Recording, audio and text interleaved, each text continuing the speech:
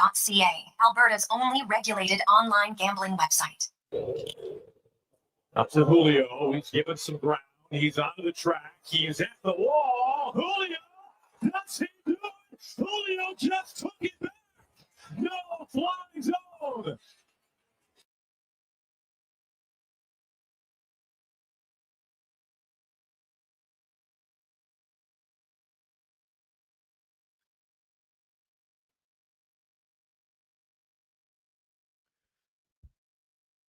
Well, a terrific Thursday afternoon. How are you? And welcome to the Jason Gregor Show on Sports 1440, Oilers Nation, YouTube, Facebook, X, and Instagram. As always, it's the Gregor Show presented by PlayAlberta.ca. Alberta's only regulated online gambling website where 100% of the revenue stays right here in the province at PlayAlberta.ca. How are you? Welcome to the show. It's quite a game last night.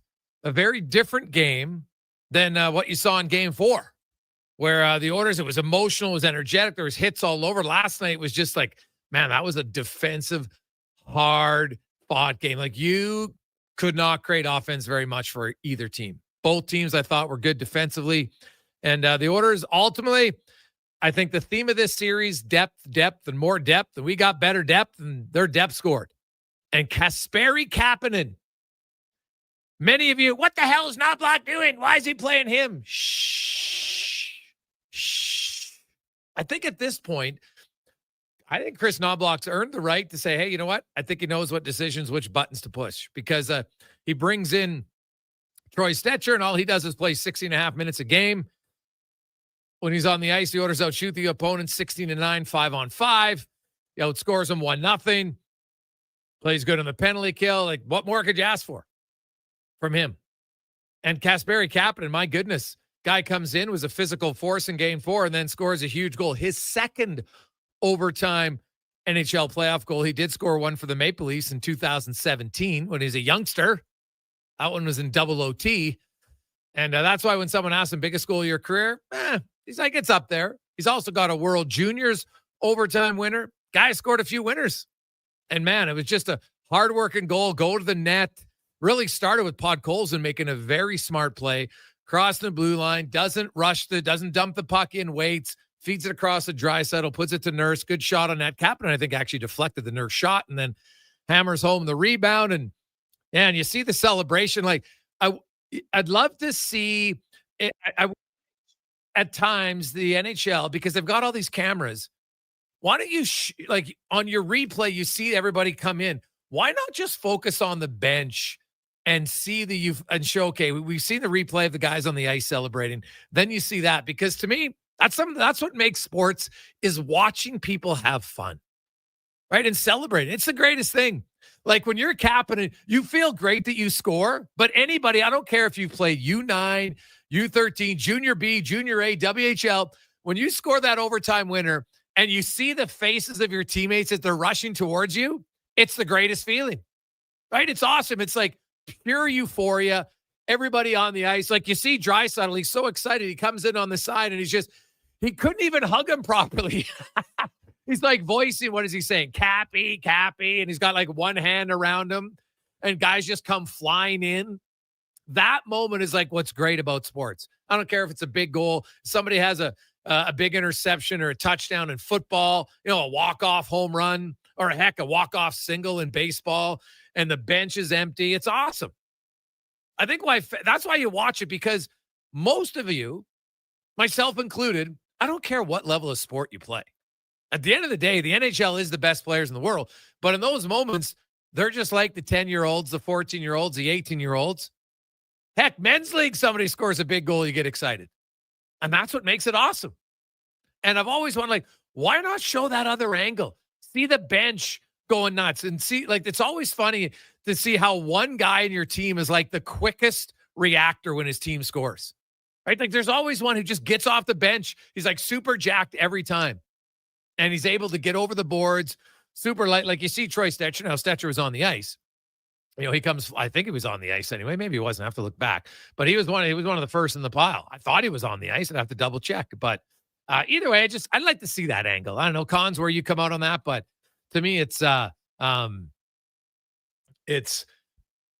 fantastic to just see jubilation. I don't care what team's playing. Anytime I watch overtime, I kind of enjoy the excitement of the team celebrating the overtime goal as much as watching the goal scored. Because sometimes the goal isn't the prettiest, but it's the celebration afterwards. Yeah, I mean, case in point last night, right? Not the prettiest goal, but it doesn't matter. It sends your team to the Western Conference final. And I'm with you. I love watching it. That's why I notice Victor Arvidsson, whenever there's a goal scored, I'm surprised he wasn't on the ice, how quickly he gets into it. That goal, the overtime where McDavid and Draisaitl won it and they each went their own way, I took a screenshot. And on social media, somebody said, why do the Oilers have 6 players on the ice? I said, that's because Victor Arvidsson was over the board so fast. Oh, yeah. He got out there to celebrate. He loves it. So too bad he couldn't get out there last night. But yeah, just to see them, like you said, they're kids again. When that happens, you kind of just lose control of everything. It's just pure jubilation. And yeah, that was a fun celebration to see last night. Oh, you know what? And hey, kudos to the Oilers, man. Big win. Big win. They deserved it. Back-to-back shutouts. Stuart Skinner. Back-to-back shutouts joins Cam Talbot and Curtis Joseph as the only goaltenders to have consecutive playoff shutouts. He also now has 3 shutouts in his career. He's 25. And that ties him with Bill Ranford for second. Only Curtis Joseph has more with 5. So, Stu Skinner, what a bounce back, man. The guy is showing it. That's the one thing about Skinner. Hey, and I like what he said. He goes, hey, I wouldn't have liked to start how I got here, but like last season when Stuart Skinner came back in after his rough games, he was excellent. And that's what he has been since coming back in. I know some people freaked out about the game-winning goal. I didn't have an issue with that game-winning goal at all. Didn't give up a shot on goal. It's an unlucky break. I don't blame a guy for an unlucky break. And so now the Oilers, how much rest they get will depend on what happens. Because tonight, both Carolina and Dallas could punch their ticket to the next round. And the NHL, that would mean there's a dark Saturday. Now they might do it because that's a pretty quick turnaround. But, if Dallas wins tonight and Carolina wins, I could see the Oilers starting on the weekend. Right? Regardless of what happens with Toronto and Florida. I could see them starting the West on the weekend if both teams win. But if one of them wins, then obviously we'll start next week. And, I'm sure Edmonton is rooting to have a little extra rest. So, in an ideal world for Edmonton, Winnipeg wins tonight for sure to extend that series. It just gives them a little bit more of a break. So, that would be ideal for Edmonton. But you know what? If they don't have a long break, neither does Dallas. So it's kind of even for everybody. And then away they go. Right now, I'd be stunned if Winnipeg's going to win 3 games in a row. Heck, I'd be stunned if they won 1 game on the road because they're terrible on the road. Terrible on the road. Only thing maybe more terrible right now than the Jets are the Toronto Maple Leafs when it comes to needing a big win. Oh, my goodness. Are you kidding me? What an absolute abomination of an effort last night by the Toronto Maple Leafs. Just utter abomination. Like, you can't tell me if you're a Leafs fan that you're like, I'm pretty confident our team can come back and win 2 in a row. Based on what? They've been shut out 2 games in a row. You could argue that last night was maybe the biggest game of that generation. And they come out. And I don't even think Florida played that well. Toronto just played brutal. Absolutely brutal. And, once again, they're getting no shows offensively from the top guys. And that's why I tell Oilers fans, you're spoiled.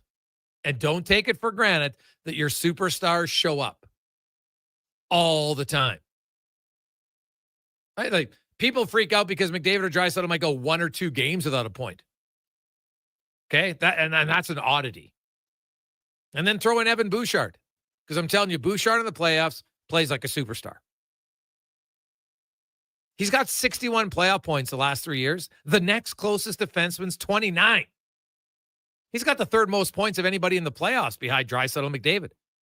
And he's showing everybody he doesn't just need Matthias Ekholm to play well in the postseason. So, as I've said before, I'll say it again, just prepare yourself mentally. He's getting $10 million.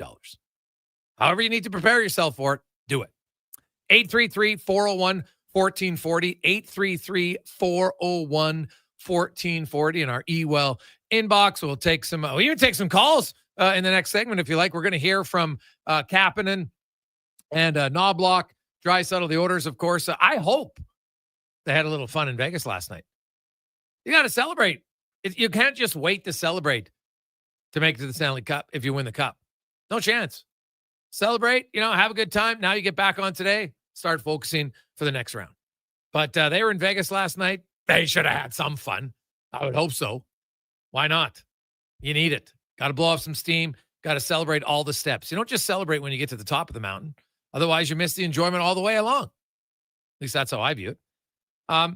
Other news today, Sam Gagner officially announces retirement because he is going to take on the role of Director of Player Development with the Ottawa Senators.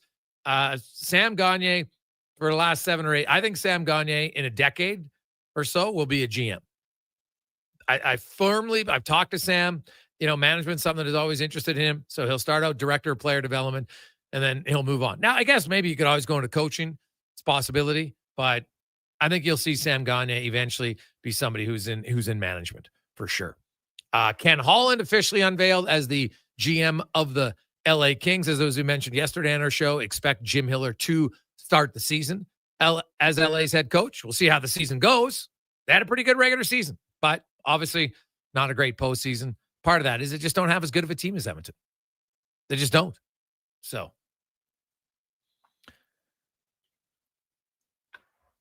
Hey, Gregor, Saravalli said this morning that Tuesday at the earliest for Edmonton. I don't think so. Not if both series end tonight, from what I was told. If both Carolina and Dallas win tonight, the Edmonton-Dallas series could be starting as early as the weekend. So, now, one of those games happens, then it'll probably start next Tuesday, maybe even Wednesday, which, I think a little bit more of a break helps. I don't really buy the rust factor at all. I don't think it's going to matter. The Oilers have been through this. And now, remember, last year, they went right from Vancouver right to Dallas and won game 1. So, hey, boys, the Oilers were defensively stifling. Draisaitl scored the night's only goal for the last 150 minutes of that series from Jeff. Touche, Jeff. That's right. An own goal. The Oilers defensively were great. When they needed a save, Stuart Skinner was right there. Calm, poised, controlled his rebounds, didn't give up. And the Oilers, they protected the house very well. And it's a good combination. Now, will Dallas be tougher? Yes. But I'm going to say this right now because I've already started to see, Edmonton's going to play Dallas. Dallas has more depth. Based on what? Like, you can say they have more depth. There's no statistical data that says they have more depth. The Edmonton Oilers lead the NHL in 5-on-5 scoring. They have 10 more 5-on-5 goals than Dallas through 11 games. That's significantly more. You look, Mikko Rantanen is crushing it for them. He's a beast. He's got 6 of their 15 forward goals 5-on-5 in the playoffs. That's 40%. He's played great. But they've only got 5 guys with multiple goals 5-on-5. The Oilers have 9. The Oilers have 13 forwards. I know you can only dress 12, but they got 13 with a goal. Everybody who's played at least 2 games for forwards has a goal. Bouchard has 4. Wallman scored. Nurse has 2. They got balanced scoring. Trust, I don't buy a second that Dallas has more depth. Now, they got Mikko Rantanen, who they didn't have last year.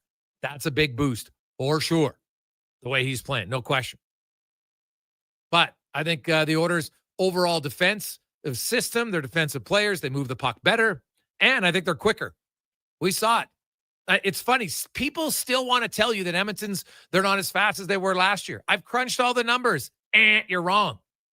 And then people are, well, Gregor, the NHL Edge numbers. What do you mean? So tracking the actual speed isn't as accurate as what you think you see? That's your argument? Like, give me a break. I'm sorry. It's wrong. The Oilers are faster than they were last year. Right? Kane himself is way quicker because he's healthy. Right? McDavid, Draisaitl haven't slowed down. Hyman's the same. Nugent Hopkins is not any slower. Then you look at the guys they brought in. Matthias Janmark, his top-end speed and his burst. Now, McLeod has a few more bursts. Janmark, who's playing center now, he's quicker, right? He's more physical. Podkolzin, faster. Arvidsson, funny enough, did you know this year in the playoffs, Arvidsson's top-end speed is 23.9 miles an hour. Dylan Holloway's last year, 22.9. And they have the same amount of bursts per game, average. So I know it was talked about because the Oilers weren't playing. They didn't look fast because they weren't playing fast. But now they play fast. And they are fast. So the Oilers, I don't view them as an underdog. I think that's going to be a really good series. I think Dallas is tougher than Vegas. But Dallas, I've watched that. If Winnipeg could even get average goaltending from Connor Halley, the series would be different. Look at how many goals, and I'm not talking goal because, Gregor Skinner, how many bad goals has Skinner allowed? Go back to the LA games. Which ones were bad? None were bad. He didn't necessarily make a great save, but you're giving Kempe and Byfield tons of time to walk in. Look at the goals Hellebuck's giving up. They're giving up goals from guys coming in off the rush, defensemen between him and the goalie from 30-plus feet out, and they're beating him unscreened. It's totally different. Right? Like that Snuggerud goal that, like, you go through it there. I counted 4 goals in that series where you're just like, not a lot of other goalies are giving up that goal. So Dallas is going to have to, I think it might be a little bit low scoring of a series. And Edmonton's proven, if you want to play a slow, patient game, they can do it. So I think it's going to be a hell of a series. I don't think it'll be 5 games. I'll say that. But I picked Edmonton to start, so I'll stick with them regardless of who they play. I'll say this. If they play Winnipeg, I think that would be an easy series. Honestly, I do. Like, if you're an Oilers fan, you are praying that somehow Winnipeg comes back and wins 3 straight, because that's the team I'd rather play for sure. Now, Florida, Carolina, they're both up. Could Toronto, I'll say, if Toronto manages to win tomorrow night in Florida, that'll be one of the most unexpected victories I can recall, because everything points to them losing that game. The way they're playing recently, the way they played historically. It would be a fascinating comeback if they decide to do it.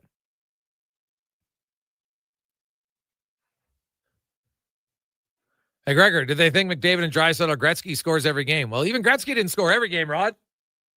He's scoring a lot of them, but not every game. McDavid does score most games, though. Getting 42 points last year. He, quote, only has 17 this year in 11 games. Still pretty good production from 97. Leon Draisaitl. How about Leon Draisaitl when it comes to overtime this year for the Oilers? They're 3-0 in overtime, and Draisaitl has 2 goals and an assist. That's a pretty good overtime record. There's a guy who shows up for your team. At key times, Draisaitl shows up. Toronto can't say the same. There should never be ever a mention of Matthews in the same category as Draisaitl and McDavid. Ever again. I'm sorry. It's ridiculous. Nothing shows he's as consistent as those two. Can he be a good goal scorer at times? Yep. Doesn't say he's healthy. And he's not. He's a shadow of them in the postseason. An absolute shadow. Hey, guys, I believe Vegas is a better team than Dallas, Stanley. I strongly disagree. Vegas, A, they're banged up. B, they're not as quick. I don't think they're better than Vegas at all. Rantanen makes them better. Rantanen's a bigger force right now than Eichel. And then you go down the list of the other guys. I would take Dallas for sure over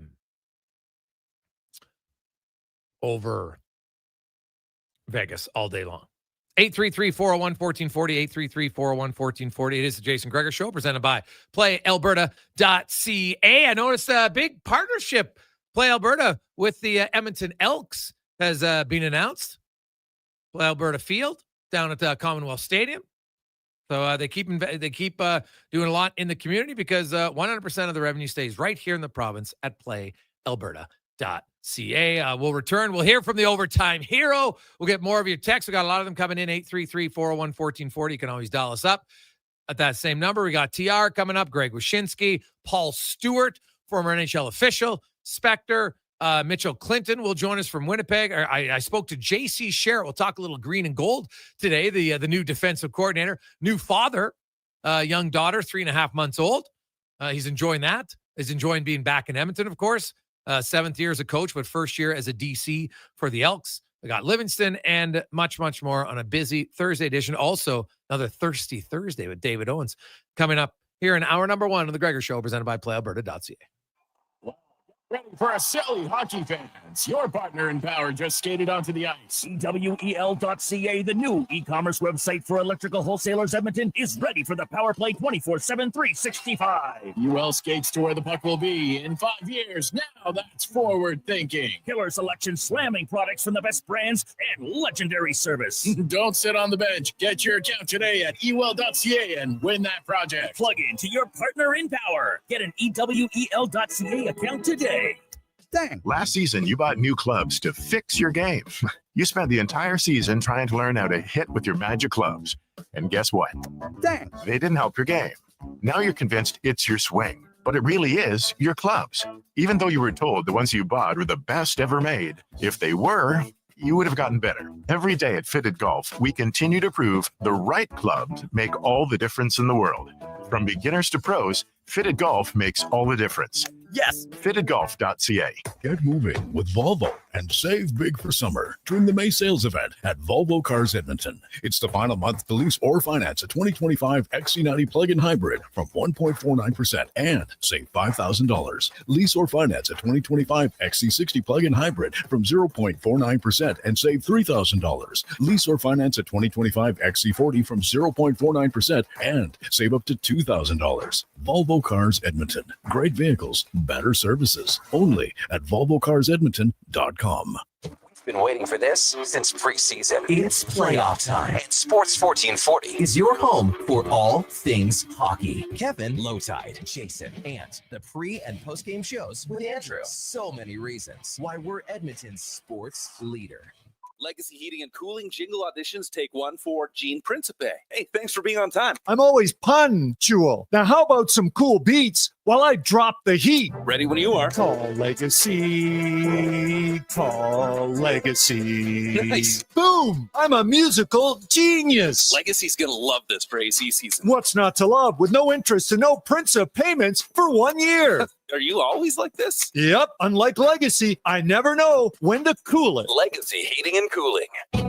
If you bleed orange and blue and you're not using the all-new Play Alberta Sports and Casino app, then you're missing out. It's the only online sportsbook with odds boosts on all Oilers games. And now, it's not just sports. Play the slots, hit the tables, buy lottery tickets, all in one app, all across Alberta. Download Play Alberta now from your phone's app store and use promo code GOAL for a $100 bonus. That's promo code GOAL!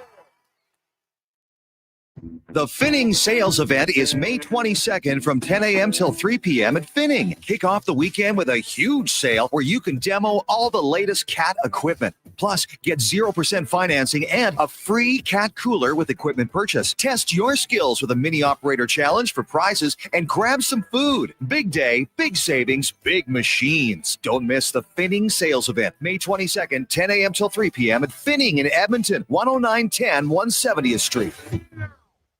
At Fountain Tire, we're all about one thing, taking care of your vehicle. Oh, and your wallet. I guess that's 2 things. Save up to 20% off select tires until June 14th. Fountain Tire. We're on this road together, Canada. Tired of hearing, I'm bored. Bowl Canada has all the info you need to get them into a bowling league. It's all fun, games, and guaranteed smiles. Visit bowlcanada.ca today to sign up. We're ready to roll. Are you? Experience more at the Edmonton Expo Center. Come for Canada's largest trade show, the biggest names in entertainment, exhilarating sporting events, and more. Stay for the experience. But it doesn't end there. Maximize your brand exposure with Edmonton Expo Center's new cutting-edge feature screens, spanning Western Canada's largest venue space. Captivate an annual audience of over 1 million visitors during iconic events like Pro Rodeo, Disney on Ice, Glow, K-Days, and so much more. To learn more, call 780-660-0514 or visit EdmontonExpoCenter.com today.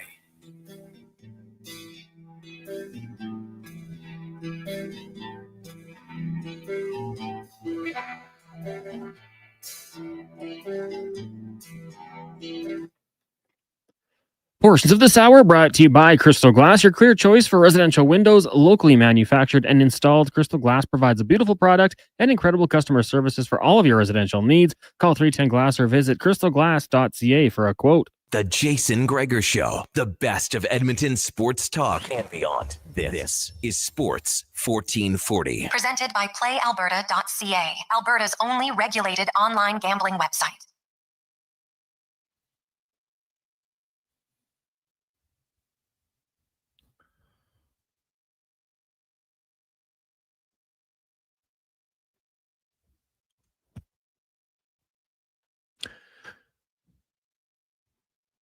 To 226. Welcome back. Jason Gregor, Connor Halley with you. Sports 1440, Oilers Nation, YouTube, Facebook, X, and Instagram. Hoping you're having a lovely Thursday afternoon. We should also, PGA Championship is going on right now. Gerard and Davis are leading. There you go. We'll update you on the scoreboard a little bit later on. DeChambeau looking for a bird. So he'll remain at +1. 833-401-1440, 833-401-1440. A lot of texts flying in. We'll hear from some of the heroes from last night. Hey, Greggs, I'm curious, how many playoff games do you think Stetcher was healthy scratched, or is he banged up? The difference between him and Emerson is night and day. He's been good, and the minutes played shows it. Josh in STA. My understanding was Stetcher was available, I think it was game 4, maybe game 5 against LA. And, you know, the team was winning. They kept winning. The penalty kill after a brutal start was good. They liked Emerson on it. And then they just kind of kept him in. They didn't want to change a winning lineup. And then once they lost, that's when coach made the change. So I would say probably 5 games maybe. He would. I can't say that 100% sure, but I'm pretty accurate that's probably how it was. So.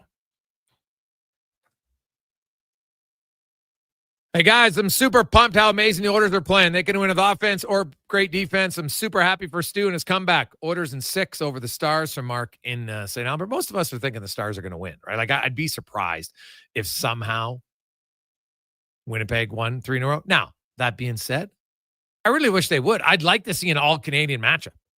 I would. I think it'd be great. I might have to I'd actually probably make a few treks to Winnipeg just because of it. But I don't love their chances, mainly because it means they have to win at least 1 game on the road. And the way they're going tonight, hey, Gregor, if Dallas wins and the East Series don't fish up this weekend, that means that NHL is going to wait until round 2. The East Series are done to start the Western Conference Final. Not necessarily. Not necessarily at all. We've seen them start one before the other beforehand. So they don't like to go dark on a weekend if they can avoid it. So if Winnipeg loses tonight and Washington loses tonight, and then let's say Toronto loses Friday, now they have no game Saturday, Sunday, I don't see it. So I think if both of those series end tonight, you're going to see a weekend game. And that would probably be Dallas and Edmonton because Toronto's playing on and Florida's playing on Friday. So that's just a guess on my part, but looking at the history of the NHL, they don't love going Saturday and Sunday dark. Now, if one of those 2 teams wins tonight, Washington or Winnipeg, well, that guarantees you a game on Saturday. So, you know, then you can wait. Hey, boys, any update on Ekholm? No. Until I see Ekholm practice with the Oilers, don't even think about it. That's what I'll say. I've said it all along. Mid to late part of the 3rd round was best case scenario. That's just how it is.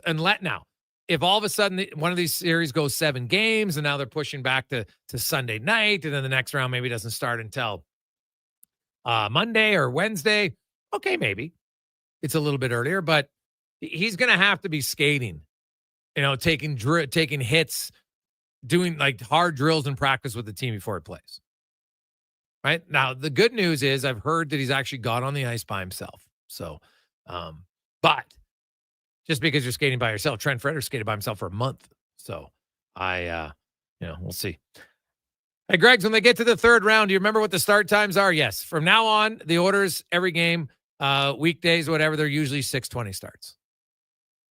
I don't think the Oilers played an afternoon game last year. Usually it's the Eastern one. But you will have 6:20 puck drop, 6 o'clock broadcast start times.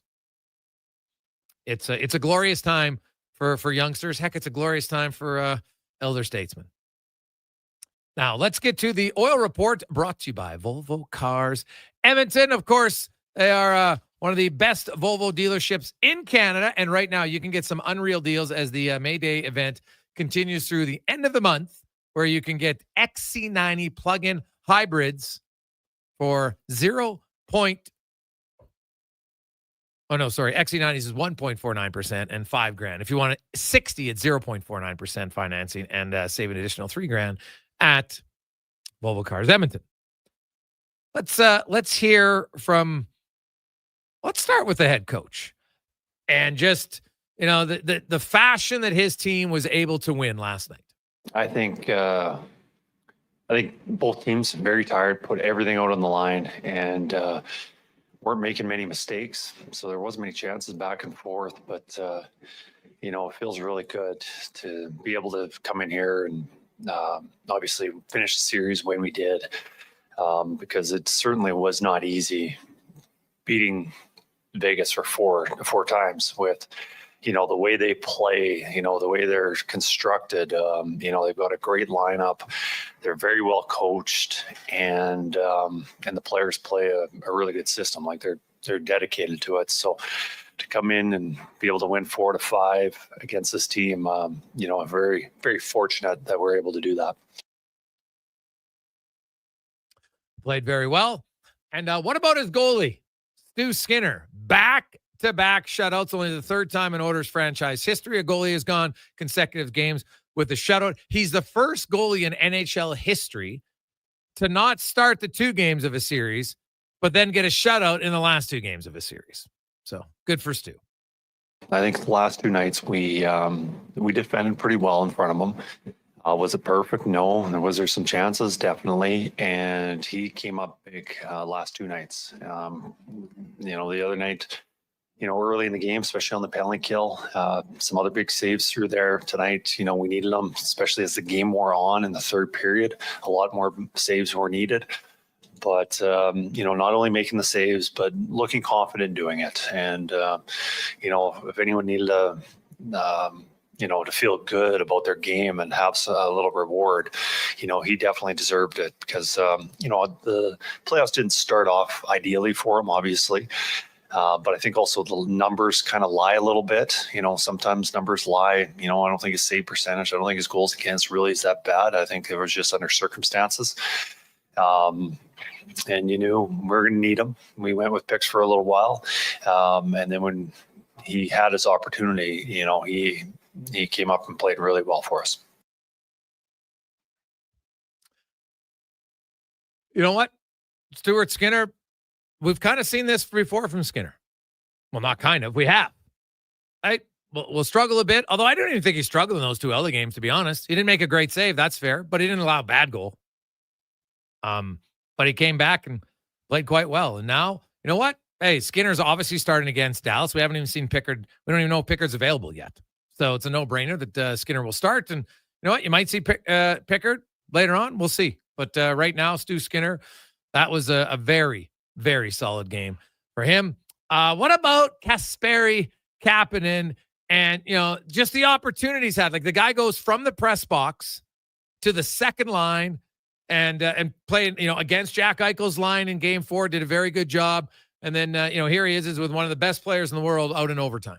Yeah, I mean, just to be honest, it doesn't really matter who scores as long as somebody does, right? And we don't want to prolong the series any longer. And but I think the goal is important, yes, but I think without Stu and guys putting their body on the line and making those little plays and sacrifices, we wouldn't be here. So it was a team effort for sure.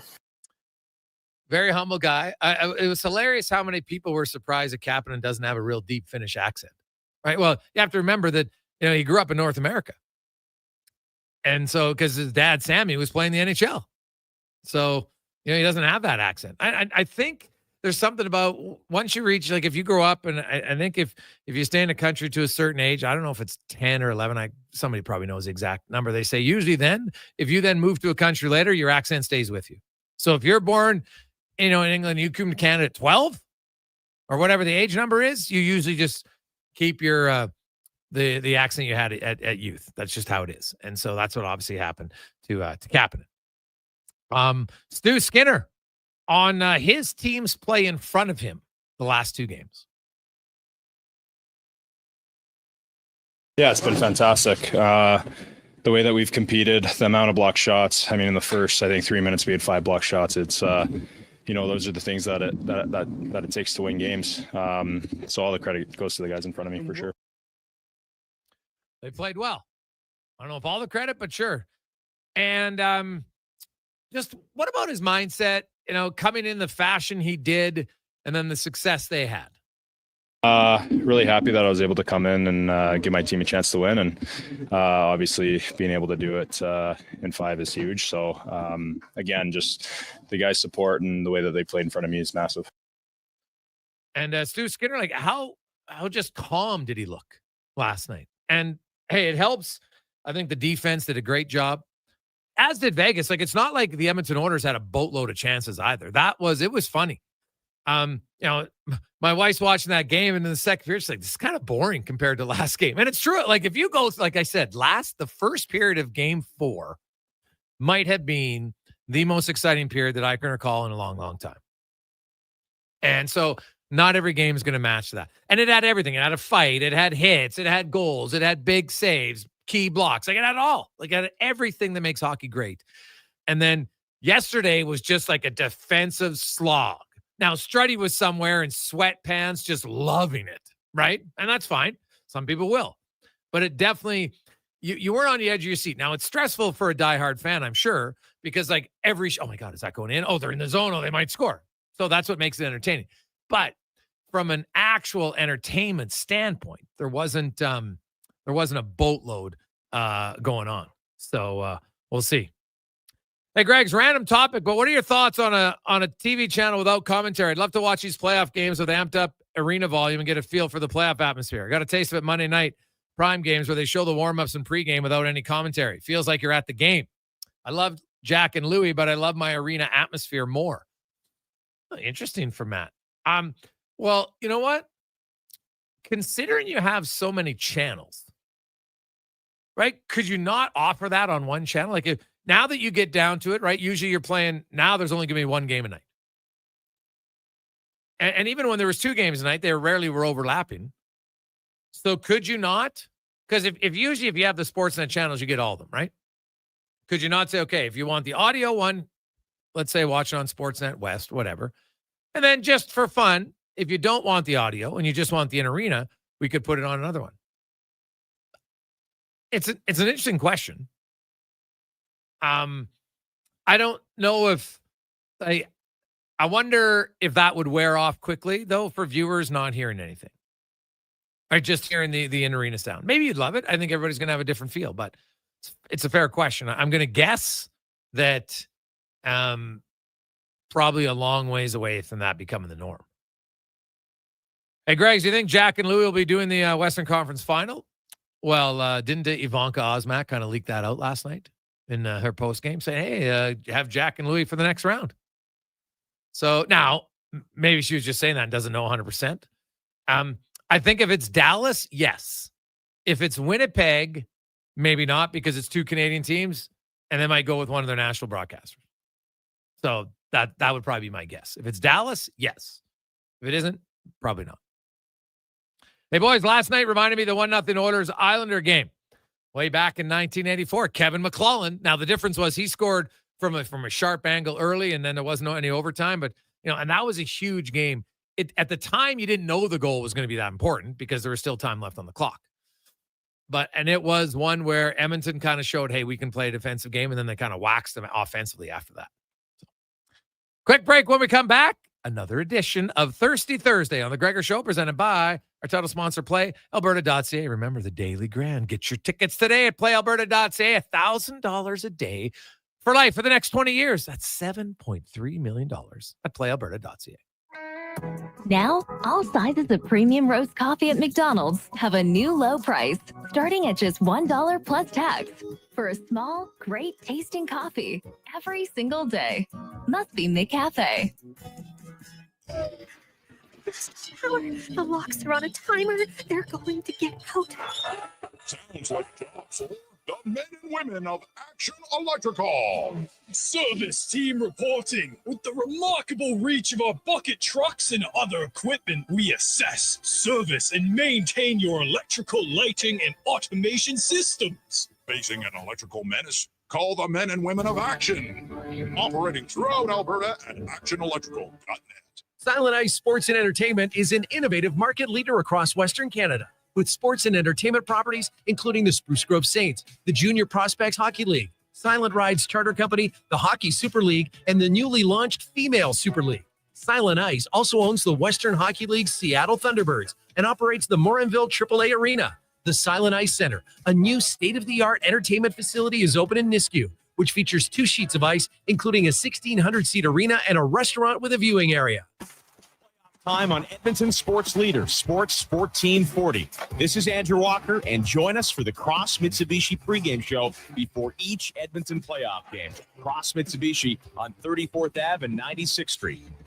Garage Superstore by Premier Built Garages is the ultimate destination for everything garage. Storage solutions and cabinets? Garage Superstore has it. Vehicle hoists? Got those too. Durable polyaspartic floor coatings? You bet. From mess to masterpiece, one garage at a time. And when it's time to eat, Traeger Grills brings the heat with wood-fired flavor that can't be beat. Need it? They've got it at Garage Superstore by Premier Built Garages. Visit their massive 8,000 square foot showroom at Calgary Trail and 34th or garagesuperstore.ca.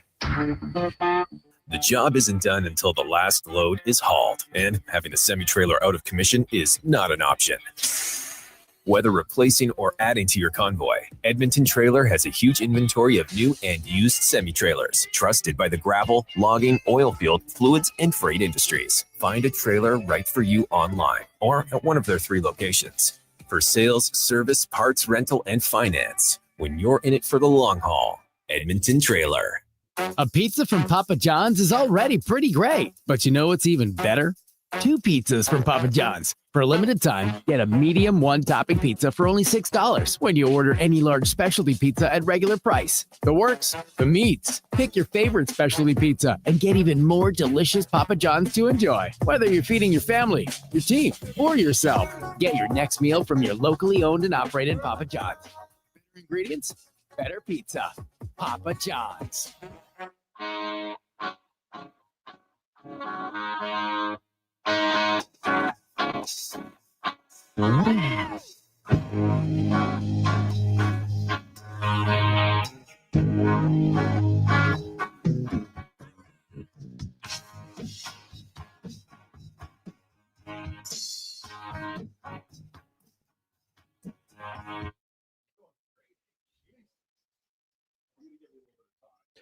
Portions of this hour brought to you by Japa Machinery. Japa is digging deep on their 50-year history supporting Alberta's construction industry with their line of special edition blackout excavators. Visit japamachinery.com for all the details. The Jason Gregor Show, the best of Edmonton sports talk and beyond. This is Sports 1440. Presented by PlayAlberta.ca, Alberta's only regulated online gambling website.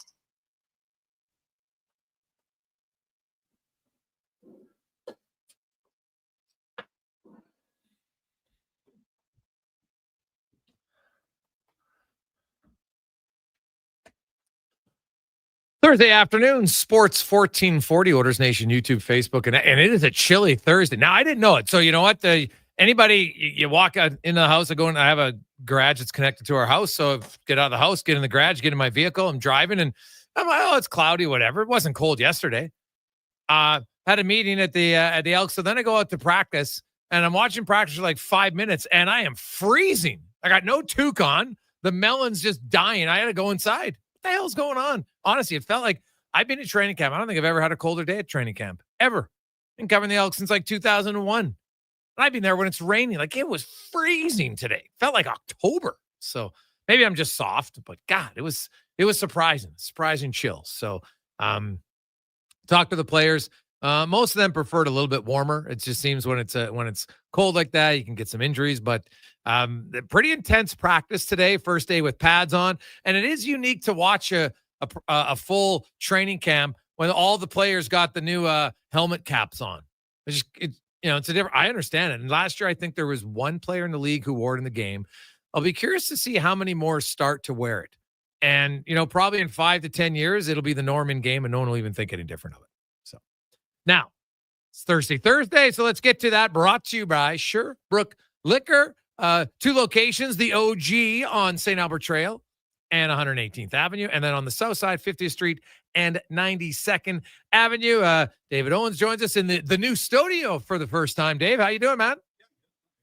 Lost trying to come in here today, but it's nice and quiet in this place. Oh, yeah, it's quiet. The renos, all the noisy renos are kind of done. And we're really kind of the only people in all the other staff have been working from home. So really the only on-air staff, well, I guess theory we could do it from home, but not really. So they moved us in here and now they got some other renos going. And I think when it's fully complete, probably sometime in June, but yeah, it's looking good. So it's a little brighter, Yeah, a little brighter. Yeah. Not on full display with everybody out there, which is all right also. Yeah, well, that's true. Yeah, there's no more flashers, which, well, if they were good, it would have been good, but it was never good. It was never good. No, it was never good. So today we're doing gin because gin has been a big improvement in the cocktail world. Oh man, we are doing some gin. Yeah, gin is fantastic. I think we have a little saying at Sherbrooke when we're doing tastings with things, whether it's beer or other spirits or liqueurs. Quite often, you taste something that's really great, and you can go, you know what? If it would just be that much better if you added gin to it.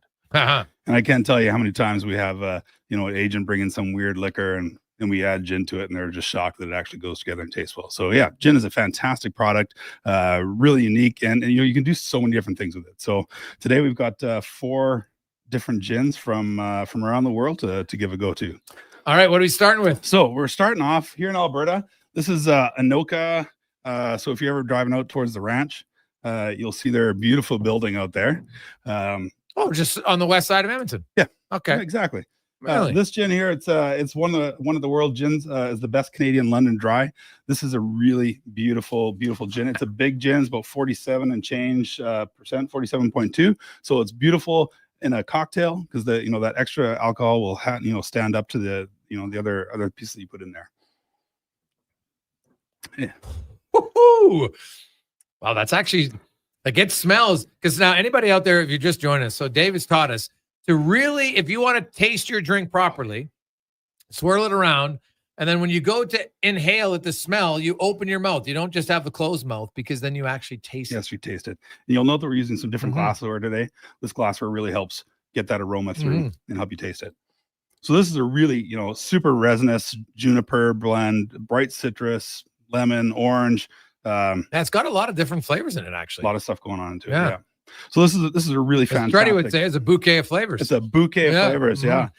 This is great with gin tonics, Negronis, even a big bold martini. Put in maybe dirty it up a little bit with some olive. The most dirty martinis mostly are all gins. All gin. And just olive and gin. The best martinis are martinis are gin, straight gin with an olive. So gin, vermouth. So a traditional martini is 2 ounces of gin, 1 ounce of dry vermouth, white vermouth. Okay. And then if you want to make it dirty, you can add in some olive brine to it. Oh, okay. Now a dry martini, you cut out about a quarter of the vermouth and you add more gin into it. An extra dry martini would be just throw some vermouth in the glass, throw it out in the sink, top it up with gin. Okay, so it's basically just coating it. Just coating it. Yeah, exactly. Okay. It's like a blue steak. It's like a blue steak. Okay. Exactly. Now we got Empress. I have it at home. I like the Empress mainly for the fact that it changes colors when I mix a little bit of tonic in it. Empress changes colors. I'm a kid at heart, and so it just feels like, ooh, look at the color super change. fun. Yeah. Yes. So it's tonic or anything citrus will change the color of this particular one. Mm-hmm. And so this is a beautiful. This was actually made in collaboration with the Empress Hotel in Victoria. Yes. Got that beautiful color in there, and it was made in celebration of Queen Victoria's name. That's hence the name for Empress gin there. Yeah, and it's purple, but then when you put a tonic in it, it goes changes color. Changes So you got a yes. little bit of tonic there. I brought you some light tonic because I know you. Yeah, see, it went from blue, and now I got purple. Same drink, but it's same drink, it looks purple. Yeah. This is way more delicate, a little more floral to it, a little bit more a little sort of tea, rose petals, things like that.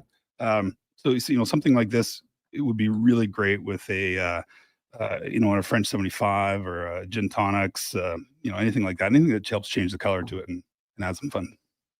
So I'm trying it without the tonic and then a splash of tonic, and both are good. I like the Empress with the tonic a little bit better. Yeah. Yeah, absolutely. And I think that's, the Empress really wants to have something else added into it. Okay. Because those intense tea flavors and that intense, that the floralness to it, bringing in something a little bit sweet to it really helps round it out. We have a few texts asking, when do you know which gins are better for cocktails and which ones are just better straight? Yeah, they're all great for different things. And all of them you can for most part do straight. And all of them cocktails, but some would be better than others. So I know that Stephen has waited to post today this because we've got a gin here that we didn't want anybody to see. Oh, okay. All right. I like it. A little secret. But we've got suggested cocktails for all 4 of these gins, and the recipes will be posted up there today as well. Okay, perfect. Yeah. So and anybody who follows us, Cons, that'll be on all our Instagram. We'll probably up on Twitter and Facebook as well. So. That's right. So this one here, we think a French 75 is perfect for it because it's the gin, fresh lemon juice that's going to help change the color in there. A little bit of simple syrup to sweeten it up, and then some champagne or prosecco. Champagne if you really want to bougie it up, and prosecco if you want to. Champagne and gin. Oh yeah, really spectacular. What? Yeah, I've never tried that. We'll do it one day. So you're saying the Empress? Yeah, Empress with champagne. Champagne, a little bit of lemon juice, a little bit of simple syrup, and some champagne. Clearly, I'm not classy enough. I've never tried that. So. We'll get you there. We'll get you there, man. Yeah. All right. So now we're moving on to Omateo. So this is actually a gin from Mexico. And so pretty excited about that. Something a little bit different. So this one's a little bit more citrus forward, really refreshing. Some of the Jalisco lime.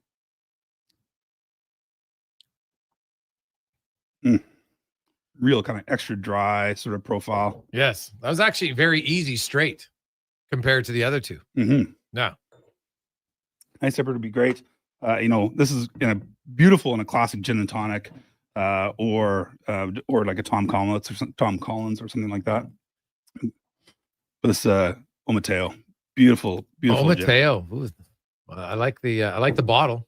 Right. I'm a child. That's the fun thing also about gin these days. The colors of the great label. packaging. Yeah. The labeling does catch your eye for sure. Does. Absolutely. And and gin has got to figure it out. Their packaging all around the world is always on point. No. Their marketers are so great. I think rum could take and whiskey could all take a. Oh, yeah, because they're pretty plain Jane, is what you're saying. They get pretty plain Jane quite often. Right. Yeah. And it's they all look the same. They all nothing really stands out. So gin has really got it sorted out.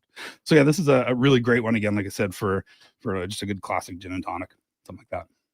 Now, I like gin sonics right now, half soda, half tonic. Yeah. How do you feel that changes it? It just I think what it does, that'll actually highlight the gin a little bit more because you don't have the overall sweetness of that tonic that's going through there. Mm-hmm. So in this here, I brought some light tonic to try today. I really appreciate the light tonic. Oh yeah, the fever treat's best. The fever treat's best, absolutely. So. Great, a great one there. And our last but not least, so this is our surprise gin. The next one coming up. This is kind of sports related. Oh, you got me intrigued.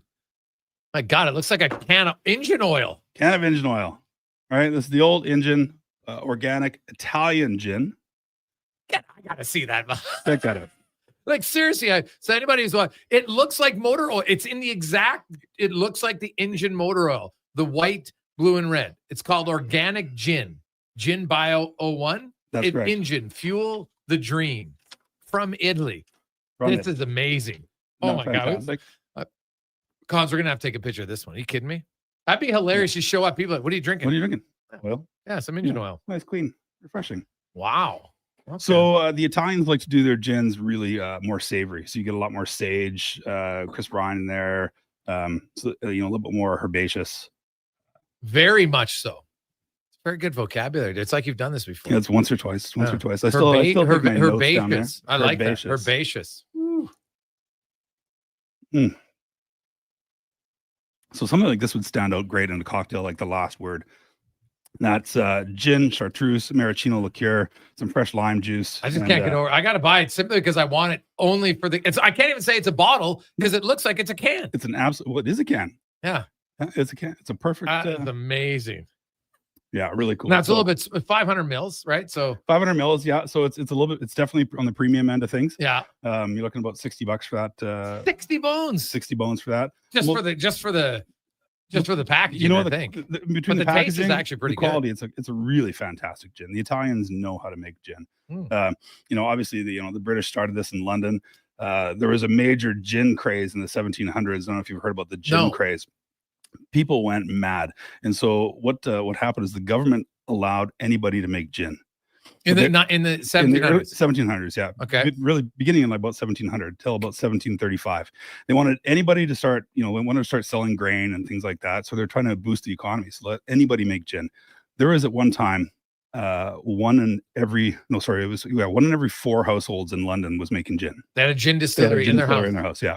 And so they were making it out of anything. Like anything. So it was like killing people. It was horrible. So you hear all these different terms of from about Dutch courage, which is where it sort of came from, and then roll into the whole gin craze, and bathtub gins comes from that term. People just making it in their basement in the bathtubs. And like, what would they put in that could kill someone? Well, when you're distilling alcohol, you can make a lot of mistakes with it, and really, absolutely, yeah. Okay. So distilling alcohol is a pretty you're not going more refined than I think. More refined than you think. Yeah, yeah. There's off gassing that has to happen, things like that. You can blow somebody up. You can. Oh, okay. You can not clean up the liquor too much and enough, and you end up with some pretty good poison. So. Oh, jeez. Well, hopefully that's not the case. Not the case. Well, this engine oil one, I'm gonna buy one simply for the packaging. I'm over. It looks unreal. Yeah, because you don't even see the oil cans like that anymore. And young kids would be like, "What are you talking about? It doesn't look like an oil can." Well, because they don't make those like that. They don't make them like that anymore. But those of us of a certain vintage, 100%, we understand. You know what I'm talking about. You know what I'm talking about. Yeah. So, hey guys, good on you for drinking gin. It's paint thinner to me from Chris. You know what, Chris? Good gin. I will disagree. Good gin, like no offense to Beefeater, but I'm sorry, I can't do it. You can't do no. And gin is it's one of the most innovative products out there, because essentially what gin is, it's vodka, and then they distill it again with botanicals. So and juniper is the main common ingredient that's in every single gin that's out there. Juniper, juniper, that's going to have that. But wherever you go from there, it could be citrus stuff in there. You can put in anise. You can have a really licoricey tasting. You can have a citrusy tasting. You can have sage and herbaceous, as we said, things like that. We even have a gin that's made with ants. Oof, I like it. Well, you know what? This might have been the hardest one. Usually I have one that's a clear favorite to me, and I like Empress because I've drank it lots, but I'm quite torn today on these three. They all, funny enough, they're all gin just with tonic, but they all taste very different in how they mix with the tonic. Yeah. And this last one from Italy is it's the sweetest for sure. Mm-hmm. I find it's the sweet, but not like sugar Not sweet. sugary sweet. No, but just sweeter than the other ones. On the paddle, yeah. So I quite like it. It depends on your difference. Like this would be, you have a gin party like this, and you could make 4 different ones with it. I think people would be surprised how different it would actually taste. You bet. And I think that's the fun part of it. Is that you could make 4 different gin and tonics here. Use the exact same tonic and with the different gins, and they're gonna be a different drink every time. We have this question. So guys, if I'm serving a gin, let's say 2-ounce gin on the rock, should I have 2 ounces of tonic? What's the ratio? Usually if it's a 2 ounce, it's 3 to 4 ounces is what so is it 2 to 1 basically? If I have an ounce of gin, it should be 2 ounces of tonic. Yeah, about because if you put too much tonic in, it kind of just waters it down. It waters it down. Yeah, usually it's 2 to 3 or 4. I say the official recipes probably say 4. I prefer my gin and tonics a little bit stronger on the gin side, so I like to pack my gin and tonics full of ice in the gin and a little splash of tonic on top there. James is doing work. I already looked up the gin at Sherbrooke. It's only $52 on sale right now. So there you go. Hey, you got a deal. Try the Engine Fuel the Dream gin. You just want to get it for I'm telling you, the packaging. The packaging is the comfort starter. Yeah, people are gonna be like, "What the hell are you doing? What is that?" Oh, it's great. And it's great gin to boot. It is actually very good. Yeah, very good. With and I just put a splash of the Fever Tree in it. Quite like it. So. I think that's all you need. Just a little splash of something to add to it. Let the gin be the star of the show. Yeah, I love it. Right on. Dave, great stuff as always, man. We appreciate it. Yeah, thank you. What'd you think of the orders last night? Oh man, my nerves are shot still. Whew.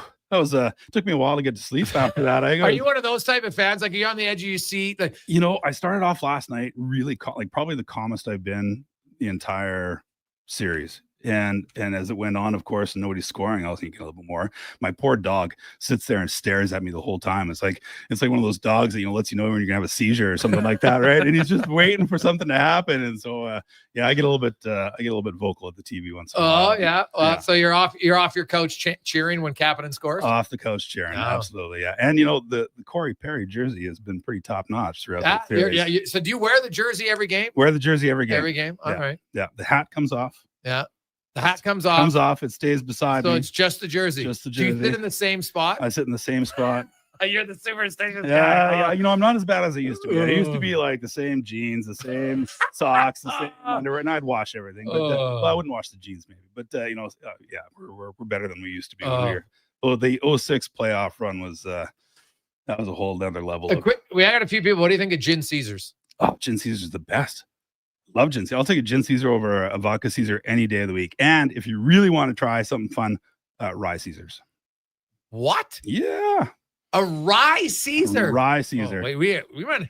You know what? Maybe we'll do a Caesar because you can do it like a blind taste test, a small one. Just would you know which one's in it? Yeah, we'll do a Caesar. Fantastic. A rye. Yeah, rye Caesar. But Gin Caesars are my go-to all the time. Gin Caesar. Yeah. Okay. Well, there you go.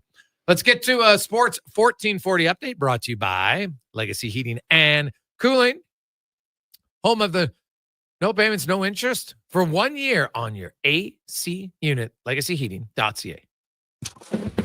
This is the Sports 1440 update.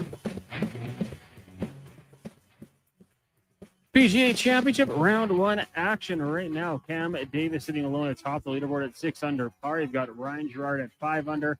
And then a handful at 4 under par. As for the Canadians taking part, Taylor Pendrith even. Corey Connors had Nick Taylor 2 over par, and Mackenzie Hughes currently +6. On the ice tonight in the NHL, you got the Captain Canes meeting in Washington. Carolina leading 3-1. That gets going just after 5. Then at 7:30, Jet Stars meeting from Winnipeg, Dallas. A chance to wrap this one up, leading 3-1. The Ottawa Senators have named former NHLer Sam Gagner as the team's director of player development. Gagner, now retired, played 17 seasons in the NHL, recording 197 goals and 529 points with the Oilers, Coyotes, Flyers, Jackets, Red Wings, and Winnipeg Jets. In the association, 1 game tonight. OKC can wrap up their series with the Nuggets, leading 3-2. Tip off at 6:30 from Ball Arena in Denver. And in the majors right now, Jays trail the Rays 6-2 midway through the 7th. Coming up in hour 2 of the Jason Gregor Show, we'll be joined by ESPN senior NHL writer Greg Wyshynski, and we'll speed things up in the Cantor Racing Report with Colin Livingston. I'm Connor Halley. This has been a Sports 1440 update.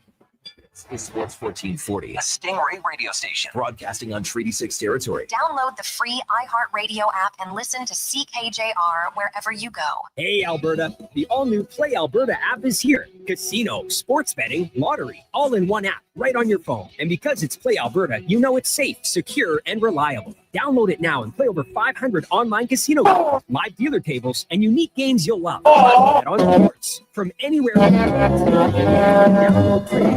Your phone's app store. And a terrific Thursday afternoon. How are you? And welcome to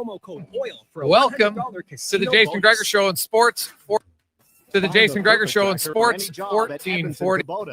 Their massive selection of compact tractors has something for everyone. Whether you're tackling X small and tasks or Instagram, big hoping you're having projects. a lovely. And right now, take advantage of 0% financing for up to 72 months. It's never been easier to get the power and reliability you need. Come down to Edmonton Kubota today and 40 drive Orders away Nation, with a YouTube, tractor that's Facebook, and just it right is for you. Edmonton Kubota, where your perfect tractor awaits. April showers brought huge deals to Wolf GMC Buick. It's truck month all of May, and we froze our prices on in-stock inventory to save you money. Get 0% financing for up to 72 months on some of our most popular Sierra pickups, or select up to $8,000 off on these amazing trucks. If you're in need of an SUV, good news, we have a great selection of Buicks and GMCs. Plus, Costco members may be eligible for an additional $1,200 discount. What are you waiting for? Spring into Wolf GMC Buick. Wolf GMC Buick. We're making it easy. Hey, sports fans, we've got a clear choice for you. At Crystal Glass, we provide customers with the perfect glass for any job. From home to auto and even commercial, installation or repairs, we're your team. Call 310-GLASS or visit crystalglass.ca. Crystal Glass. Whether you're a craft beer connoisseur or more of a wine aficionado, There's always something new to discover at Sherbrooke Liquor, a unique, family-owned, independent liquor store. The selection, incredible. The Sports non-alcohol 1440 section is update also brought to you very by. impressive. Sorry, my go-to Sherbrooke all the Liquor, time. expert, Yeah. Okay, well, knowledgeable there you go. staff with a passion for unique finds. More than just a liquor store, we're a community. Alberta's best, the one and only Sherbrooke Liquor. Wine, spirits, and oodles of beer. Visit SherbrookeLiquor.com. We've finished construction of our gamma radiation containment facility. Is it up to code? Is it going to be safe? Sounds like a job for the men and women of Action Electrical. Testing team reporting. We test your commercial operations using tools like infrared to ensure safe operation. Trust us to prevent potential calamity before it strikes. Facing an electrical menace? Call the men and women of Action. Operating throughout Alberta at actionelectrical.net. Hey, Gary, is that your dad? No, this is Evan, the new sales rep I hired. Oh. First impressions matter, but when hair loss takes over, it can feel like you're not being seen for the maverick you truly are. Hi, I'm Dr. Vance Elliott. At Advanced Hair and Skin Surgery, we know that hair loss is more than just a cosmetic issue. It's personal. Let's discuss all the cutting-edge options available so you can make a great impression every time. Book a free consultation today at drvanceelliott.com. I won't shave till we bring home the cup. And I like to do a shot for every playoff goal.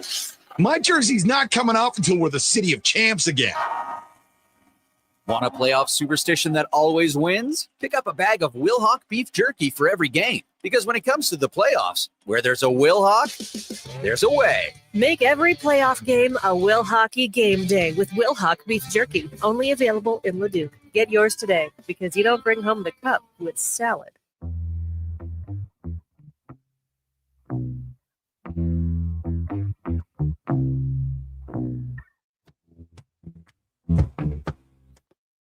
Portions of this hour brought to you by Leading Edge Physio. The team in Old Strathcona have special training dedicated to reducing the impact of cancer care before, during, and after your diagnosis.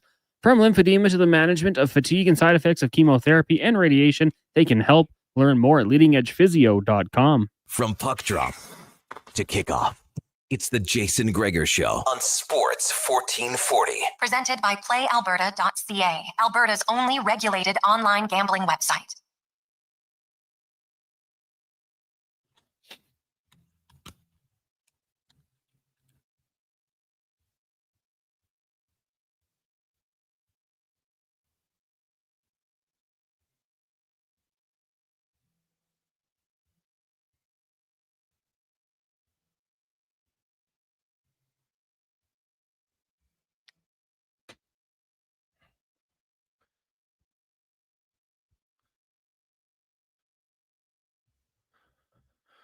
Just after 3 o'clock on a chilly Thursday afternoon. Although, while it is a little cold outside, Oiler fans are in a pretty good mood, I would assume, as the Oilers' second consecutive season. First time since 1991-92 that the Oilers have gone to the conference final in consecutive seasons. They did make the conference final 3 years from 1990 to 1992. Also from 83 to 85, they actually made it to the Cup final each of those years.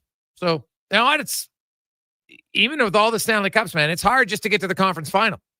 So the Oilers, of course, went to the conference final in 83, 84, and 85, 87, 88, 90. They won it those 6 years. Then they lost it in 91 and 92. Made it there in 2006 and 2024.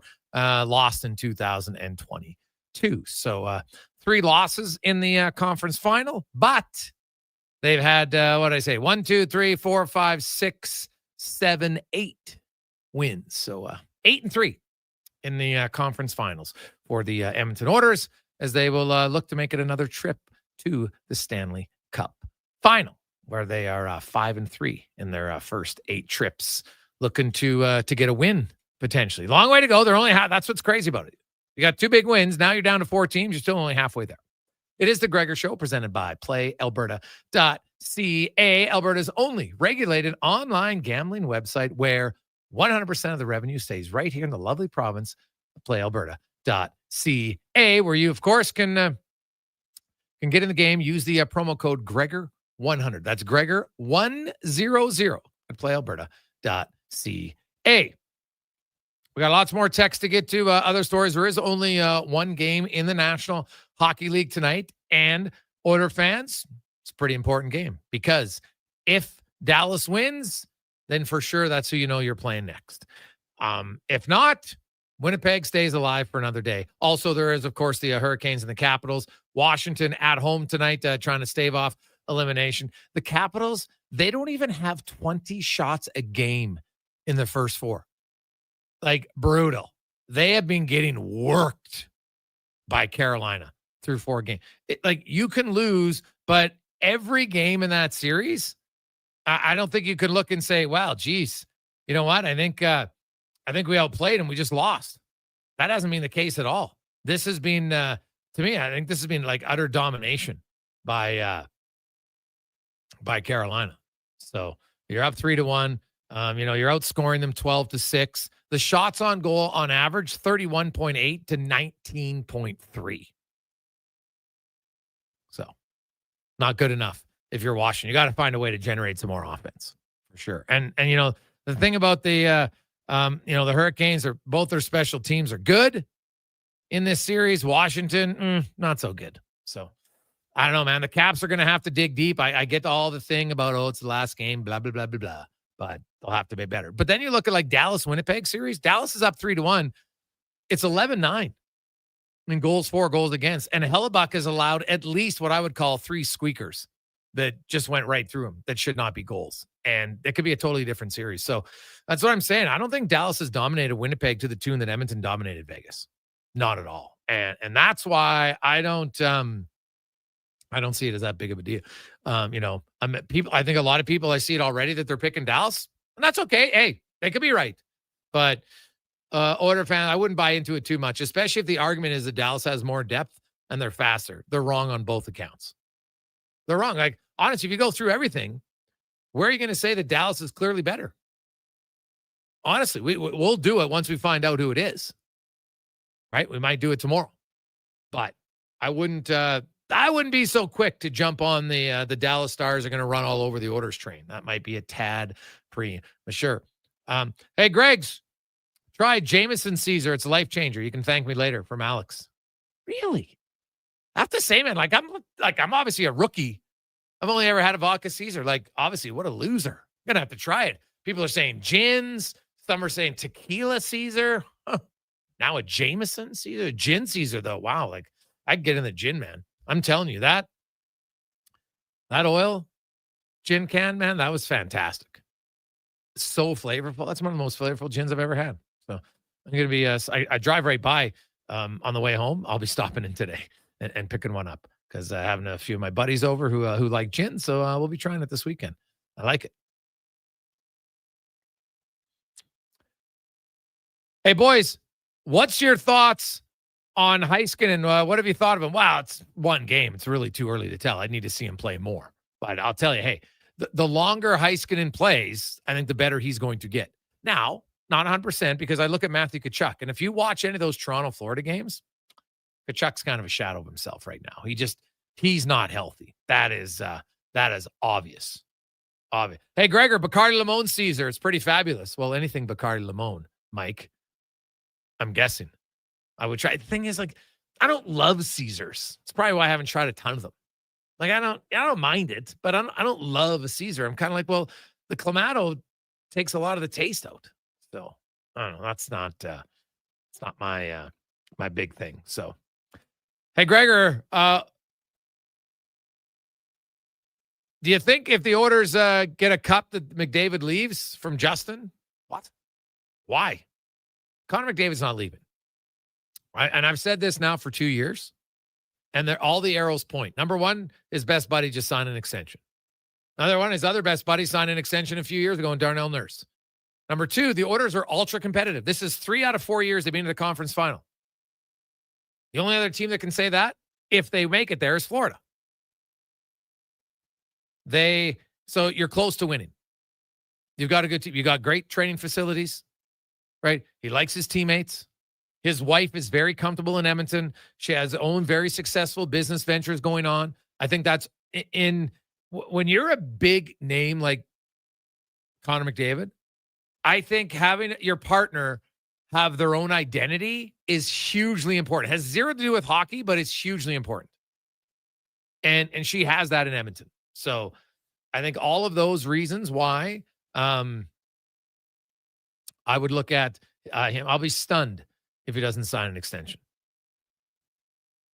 Hey, Gregor, Ottinger is more consistent than Skinner. If we keep getting this defensive system, the Oilers are golden. If we get game 1 versus Kings, then they're in trouble. Wow, that was one game. Like, they're 8-1 in their last 9. They've had way more good games than bad games. One bad game is the outlier. And also, last I checked, Stuart Skinner outplayed Jake Ottinger last year in the playoffs. And Jake Ottinger's, if you look at his numbers this year in the playoffs, they're not out of this world. They're all like, oh my God, Jake Ottinger, like, we got to be worried about him. He's unreal. Like, he's been good, don't get me wrong. But the Oilers got to him last year. And Dallas's defense is good. I'm not sold it's any better than it was last year. It's a total different season. But the Oilers, they got to Kemper. They got to Hill. The Oilers get to a lot of goalies because their offense is that good. What they're proving is they can play a good defensive game. Because if you look at 4 of their last 7 games, which they won 6 of 7. But in 4 of those 7 games, they have been utterly dominant. Game 5 against LA, dominant defensively. They didn't give up much last night. They didn't give up barely any in game 4. Game 1, hardly anything after the first 8 minutes. Game 5 against LA, nothing. Like, there's been way more dominant defensive games than porous defensive games for the Oilers in the playoffs. And that, to me, is a very, very good sign. So, hey, it'll be tough, but, the Oilers, they got more than a puncher's chance. I could make an argument that I might favor Edmonton. Now, they don't have home ice. That hasn't hurt them yet in the first 2 rounds. But I like Edmonton, man. Dallas will be good, but I think Edmonton's quicker. And the way they're playing right now, they got good defense. They got good size. They got speed. They're physical. What about Zach Hyman? We probably should talk about Zach Hyman. And here's a guy who last year had 16 goals. Like, the order every year is different in the playoffs. That's what's so awesome about it.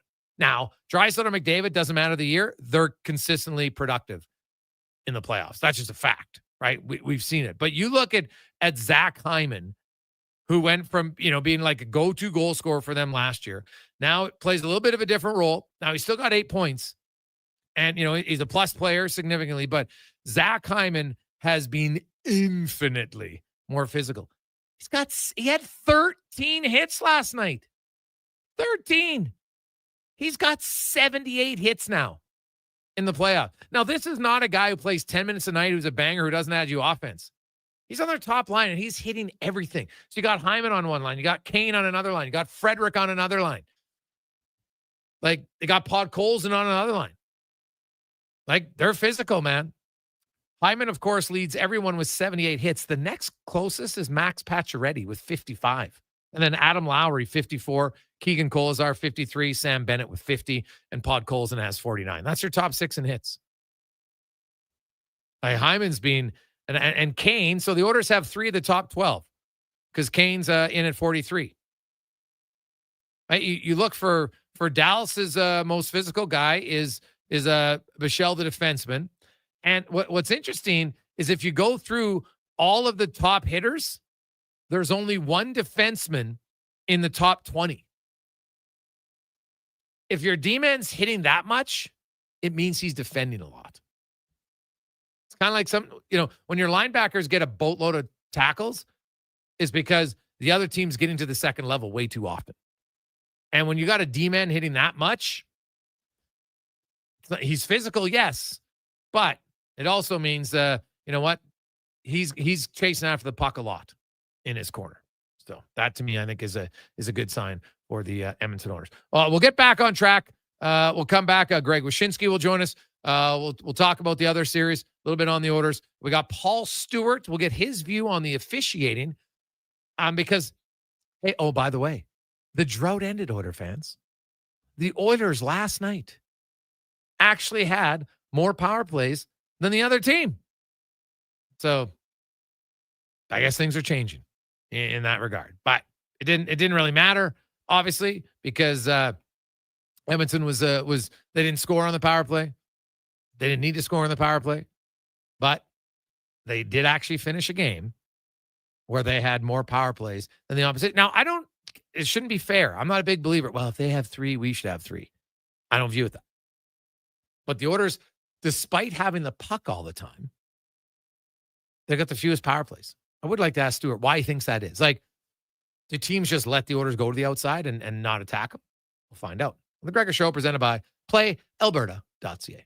Grant Fedoruk here from Leading Edge Physiotherapy. Now, some people live with problems they don't have to because they might not know that we're here, the things we can do, and the issues we can help. Problems less talked about, like incontinence, vertigo, Bell's palsy, and lymphedema, or even things people live with every day, like shoulder, neck, and low back pain. So while a lot of people already know we have the people, tools, and technology to help you head to toe, I'm going to keep at this, because if just one more person gets the care they need, then every penny we spend sharing what and who we can treat is worth it. Life shouldn't hurt. LeadingEdgePhysio.com.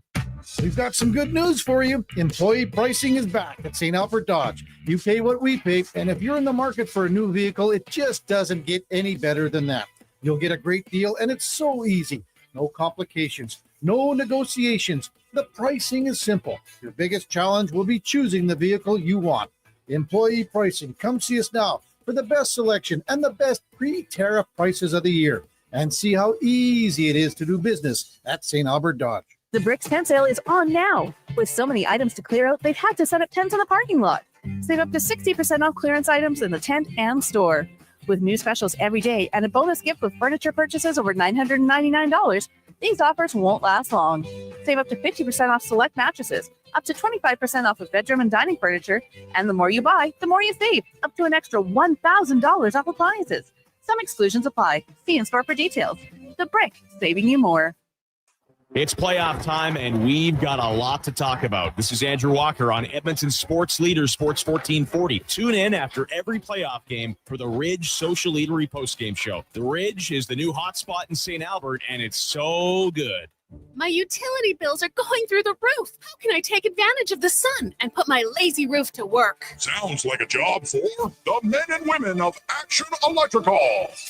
Energy team reporting. When you're ready to make your home or business more efficient, Action Electrical has the power to install solar panel systems and EV chargers. Facing an electrical menace? Call on the men and women of Action. Operating throughout Alberta with supercharged skills and strong family values. ActionElectrical.net.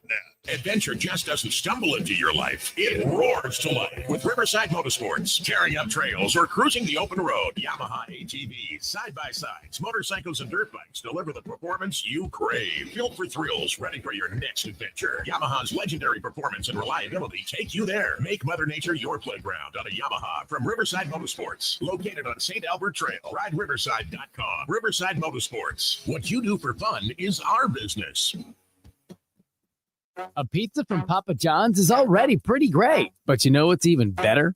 2 pizzas from Papa John's. For a limited time, get a medium 1-topping pizza for only $6 when you order any large specialty pizza at regular price. The works, the meats. Pick your favorite specialty pizza and get even more delicious Papa John's to enjoy. Whether you're feeding your family, your team, or yourself, get your next meal from your locally owned and operated Papa John's. Better ingredients, better pizza. Papa John's.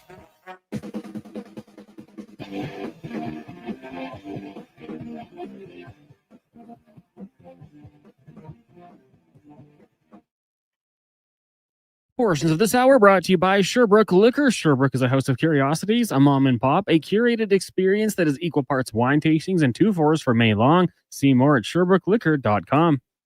Tricks, touchdowns, and home runs. Get it all with the Jason Gregor Show on Sports 1440. Presented by PlayAlberta.ca, Alberta's only regulated online gambling website.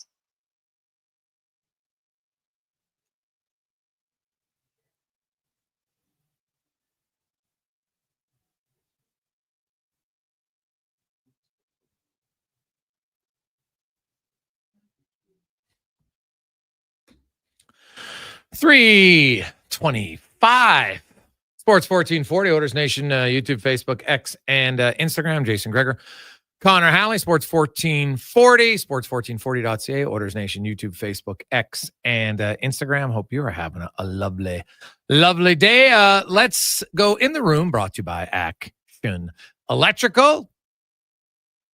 Take your savings serious with Action Electrical. You've been sitting on the fence, you've been waiting, you want to get solar? Well, they can help you not only for your home, but also for your business, and massive savings. ActionElectrical.net. Greg Wyshynski from ESPN joins us once again. And Greg, Washington, Winnipeg, they both won their conferences in the regular season. They're both down 3-1, although the series have been a little bit different. I think Winnipeg's probably played better, excluding their goaltender in their series, whereas Washington, but they're struggling. They can't even get 20 shots on goal, the Capitals right now. It's crazy. Greetings from Washington, by the way, where I'm looking at drab, beige government buildings surrounded by new condos. It's always exciting to be here in the nation's capital. Yeah, I mean, this is what Carolina does, though, right? I mean, like, they are, when they are cooking, and they got real cooking back in Raleigh for games 3 and 4. They possessed the puck. They limit shot attempts. The Capitals had a 4-minute power play in game 4. I'm not even sure if they had a chance to set up in the zone. That's how good the Hurricanes can be. That being said, ahead of this game tonight, like, I still think this is a first goal win series. Like, I really do believe that if the Capitals can get on the board first tonight and just kind of calm down a little bit, that they could push this thing to at least 6. The problem is the Capitals are a very good offensive team, but I do think that they know what they're up against with this Carolina team. So, all of a sudden you're down 1-0 to Carolina, and now you're looking up at, like, climbing Everest, or at least that's how it feels in the playoffs sometimes, right? With how the Hurricanes can lock it down. So it's a first goal win series, and if the Caps can get on the board, then we might have a little bit of life left here. What do you see as being the major reason why Carolina is being able to stifle Washington so much? It's a good question, because, I mean, when you look at the Capitals in the regular season, they did get a number of offensive contributions from some players that have been conspicuously quiet. Obviously, like, you watch these games, and Ovi, unfortunately, looks a lot more like the guy that played in the first round against the Rangers last season than he looked like the guy chasing Gretzky for most of the 82 games in the regular season. He's not exactly played with the greatest amount of velocity. That being said, he cashed in on a 5-on-3 power play goal the other day. So, I mean, when your best pace setter isn't necessarily setting the pace, and you're not necessarily getting the same contribution offensively from throughout the lineup, and, oh, by the way, you're up against the best penalty killer on the planet, and that can sometimes be your bread and butter offensively. I think it all adds up to them kind of struggling. But again, it's the Hurricanes. It's the playoffs. Outside of game 4, where there was a bunch of goals scored, there has been more than 4 total goals in any of the games in the series. And, it's the usual thing. They play to the margins. They try to eke out a 3-1 or 2-1 victory, and rely on Freddie Anderson and rely on their special teams. And so far, the formula has worked to perfection against Washington, outside of one game here where, again, like, the Caps really got confident, got energized, and were able to keep up with the Hurricanes' speed. Well, the Hurricanes are relentless. There's no question about that. They just come at you in waves. And now Washington really they haven't been able to really dictate the pace of any game, Greg. Like, that's the thing. Like, I saw Winnipeg last game. I thought they played quite well. And, their goalie gave up a softie, but Washington never really has been able to dictate. And I still think they've got the team capable of putting Carolina on their heels. It is the proverbial backs against the wall. We got to win games. So, I would think they would come out with it. Do you think Kasperi, is he going to make any, line adjustments, switch guys around? Is there anything that way that he might try tonight? Well, I think they're moving McMichael in the middle tonight, okay. or move, so they're doing a little bit of lineup shifting to try to get things going a little bit. And, I think his tinkering will probably pay off in a temporary way. I think a lot's going to depend on what Logan Thompson brings to the proceedings tonight. I thought he had a really strong game in the one game in the series that they won, facing the usual torrent of Carolina shot attempts. But like you said, I mean, it's a first goal. I think it's a first goal wins type of series. As you said, it's also a Capitals counterpunch versus carrying play type series. Because it's really hard to carry play against the Hurricanes. But you mentioned Winnipeg, and obviously that's the other back against the wall series right now. And you're right about, I mean, game 4 was theirs for the taking. They had 72 shot attempts against Dallas. Ottinger played out of his mind. Hellebuck lets in the softy first goal. And then that kind of like leads to a little bit of unraveling. So, but I mean, I think they can go back to Winnipeg where they've played pretty well as a team, feeling fairly confident that they might be able to survive tonight. Well, and they can survive tonight, Greg, but here's the question. Does it matter? Because I don't know, and if they do survive tonight, would you consider playing Eric Comrie on the road? Because Hellebuck on the road, it's a disaster. They're ride or die with Helly. Right. I mean, listen, he's gone from being the guy who gets pulled on the road to the guy who simply lets the back-breaking soft goals on the road. That's an improvement, actually, I think, over the first round. Yeah. Like when you look at game 3 of that Dallas series and he gives up a soft goal and puts one in his net. Still, that's better than he was against the Blues. Listen, of the 2 series, I still think the Jets probably have the best chance of coming back, even though I think it's a pretty slim chance, only because if they can somehow get a win in a game 6 situation, I mean, I think they play really well at home when they're at full strength, and they're playing well in front of Hellebuck and they're insulating him and they're letting him shoot pucks. I mean, there's something to be said for the chance for them to rally in that series. I just don't think they will. I think if they push it to 6, it probably ends in Dallas. And I think it's probably the same thing in this Washington series, where it's hard to imagine, considering the disparity in quality of play when those games went to Raleigh, the Capitals being able to put together 2, let alone 3 strong efforts to survive in the series. Greg Wyshynski from ESPN joins us. Greg, last night, a tale of 2 franchises. One that has a group of guys and their core guys who know how to show up and win games, and another who has a really good regular season core who disappears in the playoffs. And man, it might have been more on display than ever last night. The Toronto Maple Leafs, and some would say maybe their biggest game of this generation's team, right? 9 years they've been in the playoffs. They're at home for game 5. It's 2-2, and they get blown out 6-0. Like, where do they go from here? Well, it's like we talked about earlier in the playoffs about the Leafs, toughest opponent being themselves, and the moment in which you can instill doubt and start having them think of the demons of playoffs disaster past is usually when you've got them. Ottawa couldn't really do that. I mean, even though they put a little bit of a scare into them, but Florida is designed to do that very thing. And so the 2 things that really started to happen in the series that led to the Leafs unraveling were, one, Bobrovsky found his game. He's been incredible the last 3 games, 2 games in an overtime, let's call it. And the other thing, too, is they just kept on hitting the Leafs in the head. And so the Leafs didn't really have a response to being hit in the head. Yeah. And in fact, if you hit them in the head enough, then they start to, A, lose their goaltender, and then B, also start crumbling emotionally. And sort of that's how the series went. What do they do next? I don't know. I'm so bored by this conversation. It's not any knock on you, Jason. It's just like, I wish we could be talking about a different Leafs situation where they go out on their sword. They're valorous. Like they lose in a game 7 and we're encouraged by it instead of having the same, apocalyptic conversation about this team every year. The 2 things I'll say is, one, it's hard to imagine a scenario in which they bring Marner back for the money he's looking for and for the need to reconfigure the core of this team. I mean, there's going to have to be a blood sacrifice, and it's probably going to be him. And then you're going to get a bunch of Monday morning quarterback hand-wringing about how they should have traded him anyway, even though he's got a no movement clause, and put the kibosh on a rant and trade himself.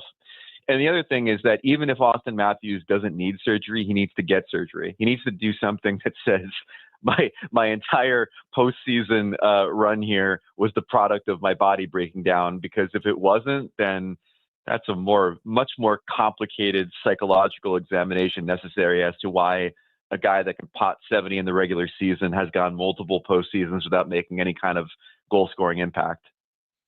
Greg Wyshynski from ESPN joins us. Greg, the coaching carousel had a few more seats filled. Tocchet in Philly, Foote in Vancouver. What do you make of the choices?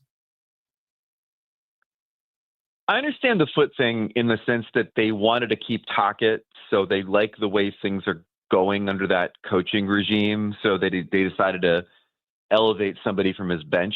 He doesn't exactly have the kind of experience I think you'd want at this point with a team that's where the Canucks are in their maturation as a roster. It's transparently a move to try to keep Quinn Hughes happy, which is, I think once you let the cat out of the bag, he wants to play with his brothers. Well, elevating the guy who coached him to a Norris Trophy and another Norris nomination the next season is probably the best arrow in your quiver right now to trying to keep him in Vancouver.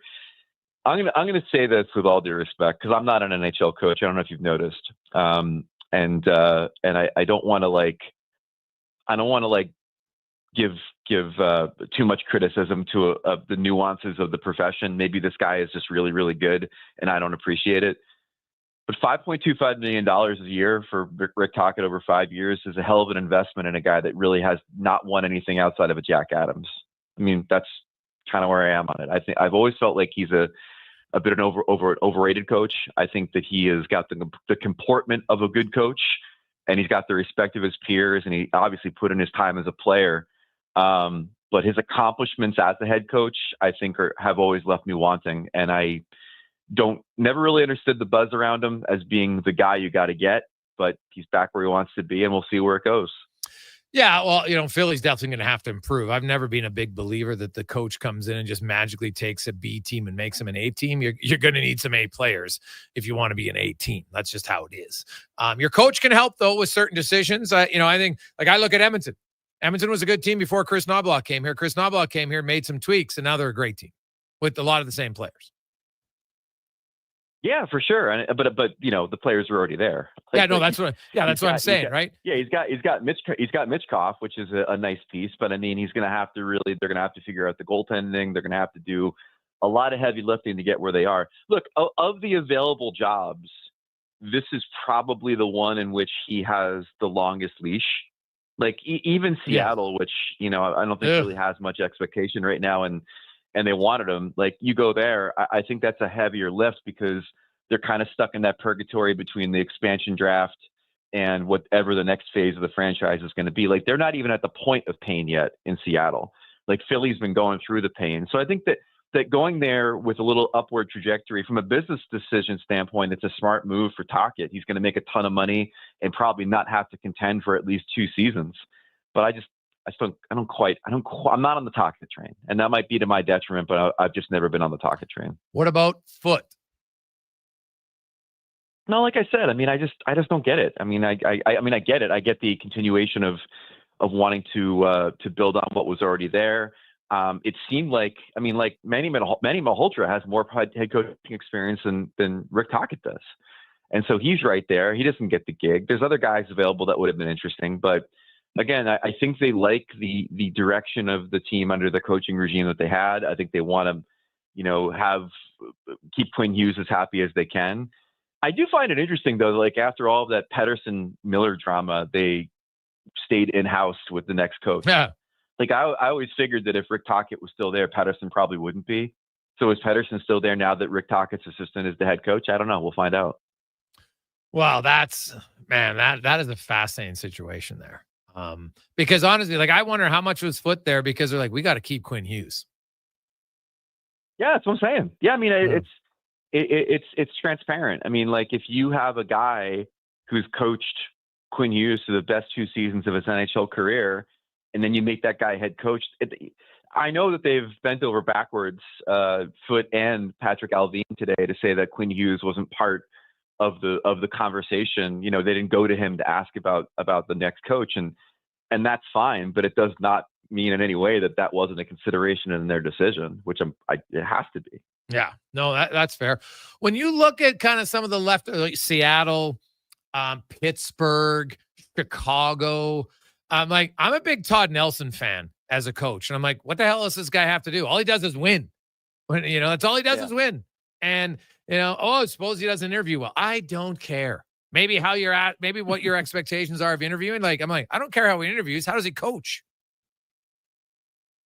Yeah, it's interesting when those guys get that rap, and there's been GM candidates I've heard of that were quite brilliant, but then didn't interview well. Hell, I remember vaguely Bill Zito being a guy that didn't necessarily interview well, and then lo and behold, he becomes the head coach of a Stanley Cup champion in Florida.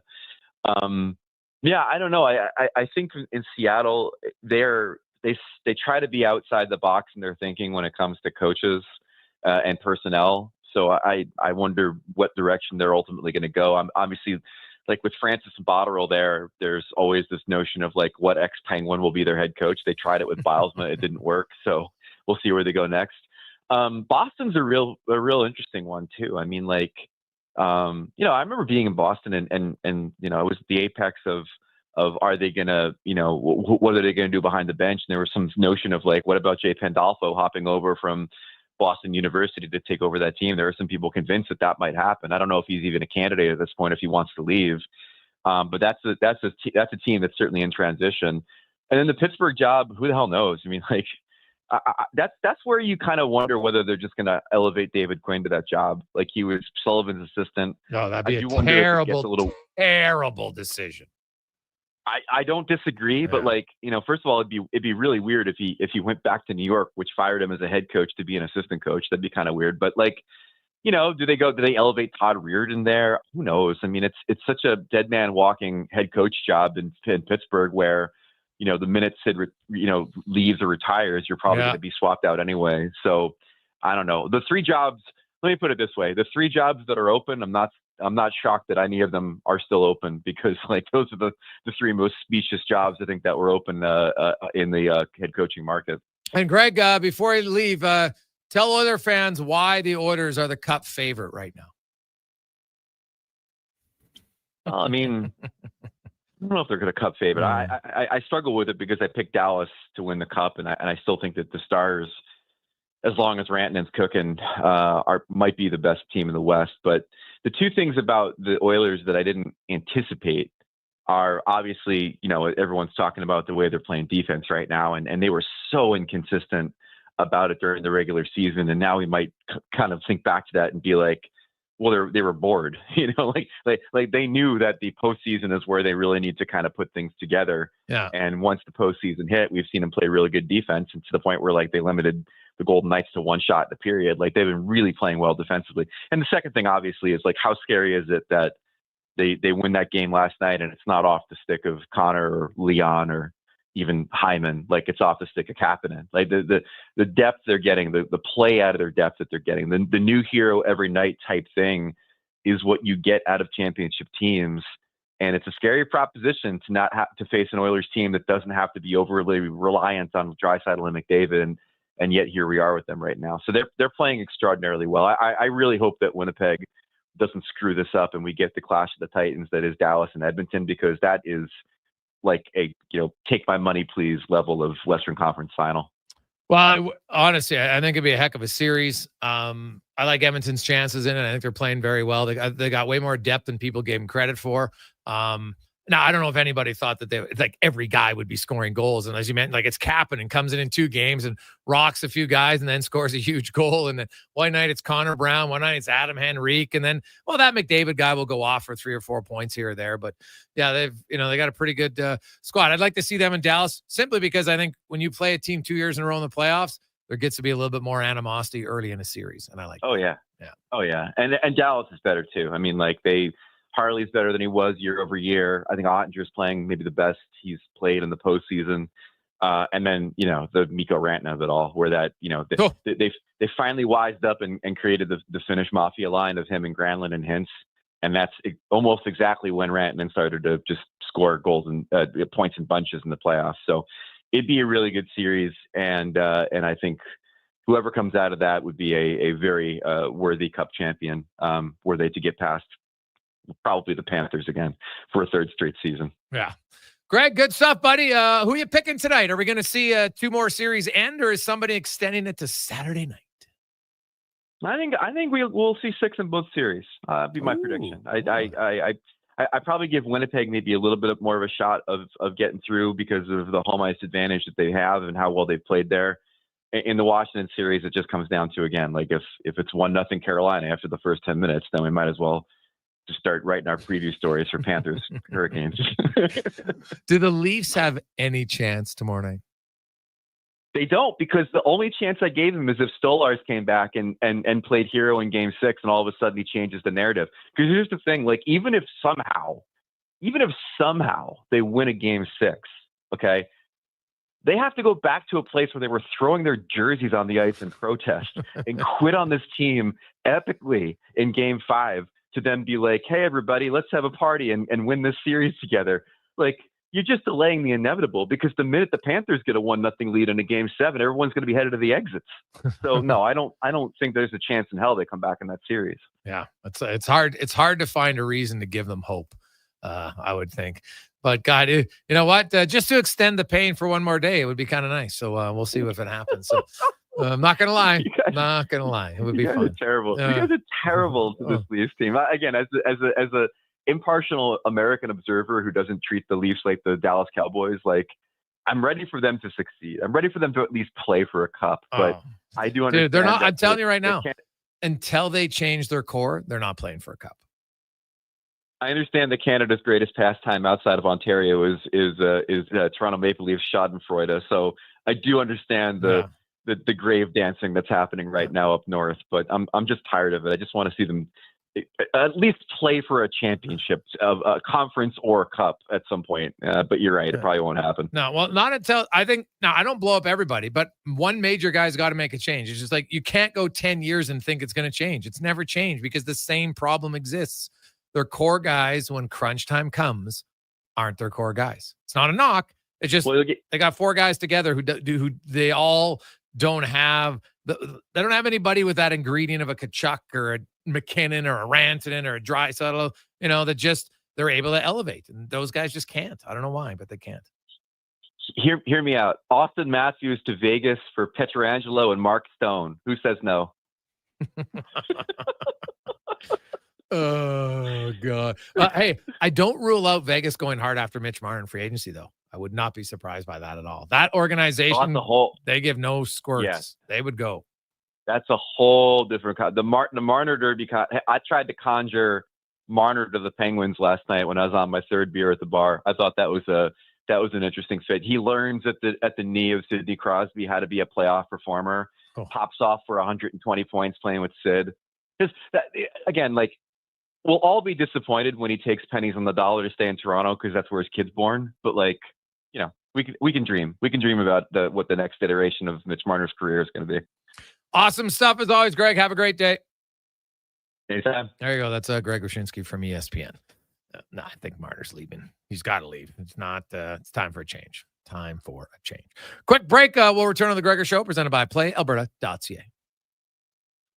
All sizes of premium roast coffee at McDonald's have a new low price, starting at just $1 plus tax, for a small, great tasting coffee every single day.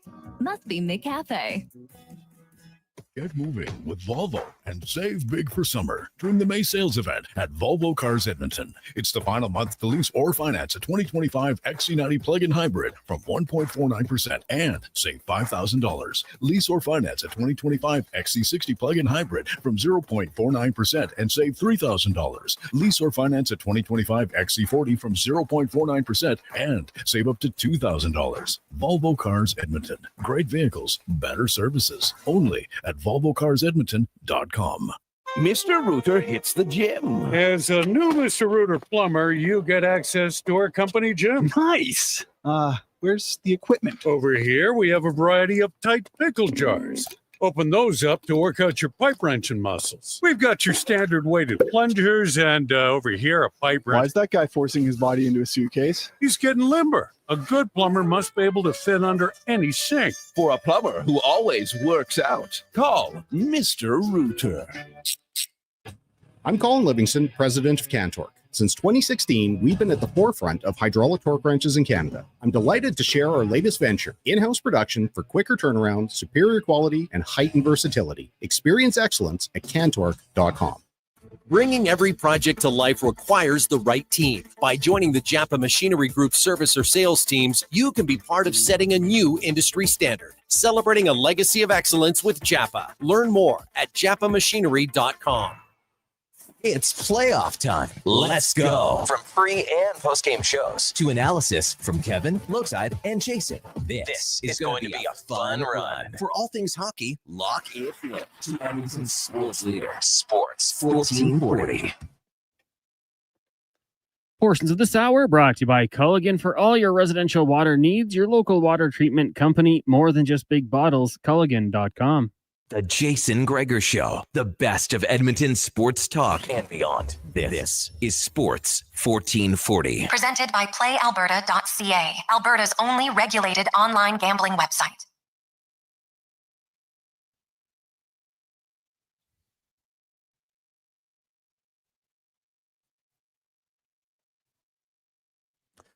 $3.49. Jason Gregor, Connor Halley, Sports 1440, Orders Nation, YouTube, Facebook, X, and Instagram. We got Terry Ryan coming up next hour. We got Spec later on, JC Sherritt, and much more on a busy Thursday. But first, let's get to the Racing Report, brought to you by Cantork. What's the best way to beat the tariffs? Buy Canadian.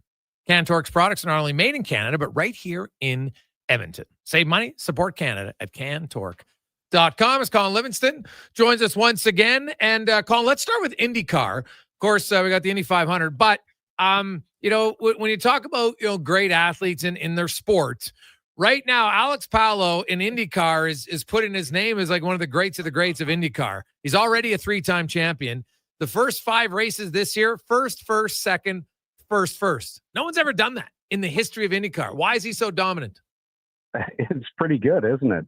Right now, they've just got everything lined up. Cars working, drivers working. I mean, Palou worked really hard in the off season. They mentioned a lot on the broadcasts how he's really upped his training, specifically putting on some muscle mass to make sure that he's able to perform at the end of the race at least as good as he can at the beginning of the race. And obviously, they've got that car hooked up. I mean, his teammate, Scott Dixon, our old friend, not to say old, because Scotty's still got a lot of racing left in him, but he's not qualifying well, but he's managing to drive through the field. I mean, 2 weeks ago, he started something like 24th, got into the top 10. Last weekend started 16th, I think, and drove up to 5th, 6th, 7th. I can't exactly remember off the top of my head. So their cars are really good, but yeah, this is like a beyond a generational talent that just happens to be firing at the maximum level. I mean, the Indy 500 coming up this weekend is obviously a very, very unique event, but if he could check that one off of the list, I mean, he definitely goes into one of the all-time greats, with that 500 on his resume. Yeah. So I was going to ask you, like, if you don't win the 500, how much of an impact does that have kind of in the grand rankings of all-time greats? Does he need it to get in there?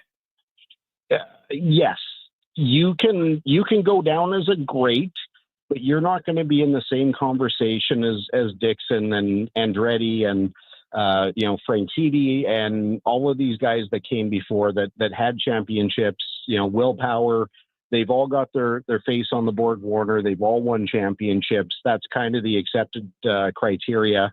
You can win a 500 and not win a championship. I mean, Tony Kanaan is in that category. Not going to go down as one of the greats. Takuma Sato has 2 or 3 to his name, no championship, and there are championship winners that don't have the 500, and you kind of need both of those things to really get into the true upper echelon, because there are guys who have done it, and that's what you have to do. Okay. Now looking to the 500, what about this hybrid system? What do you make of it?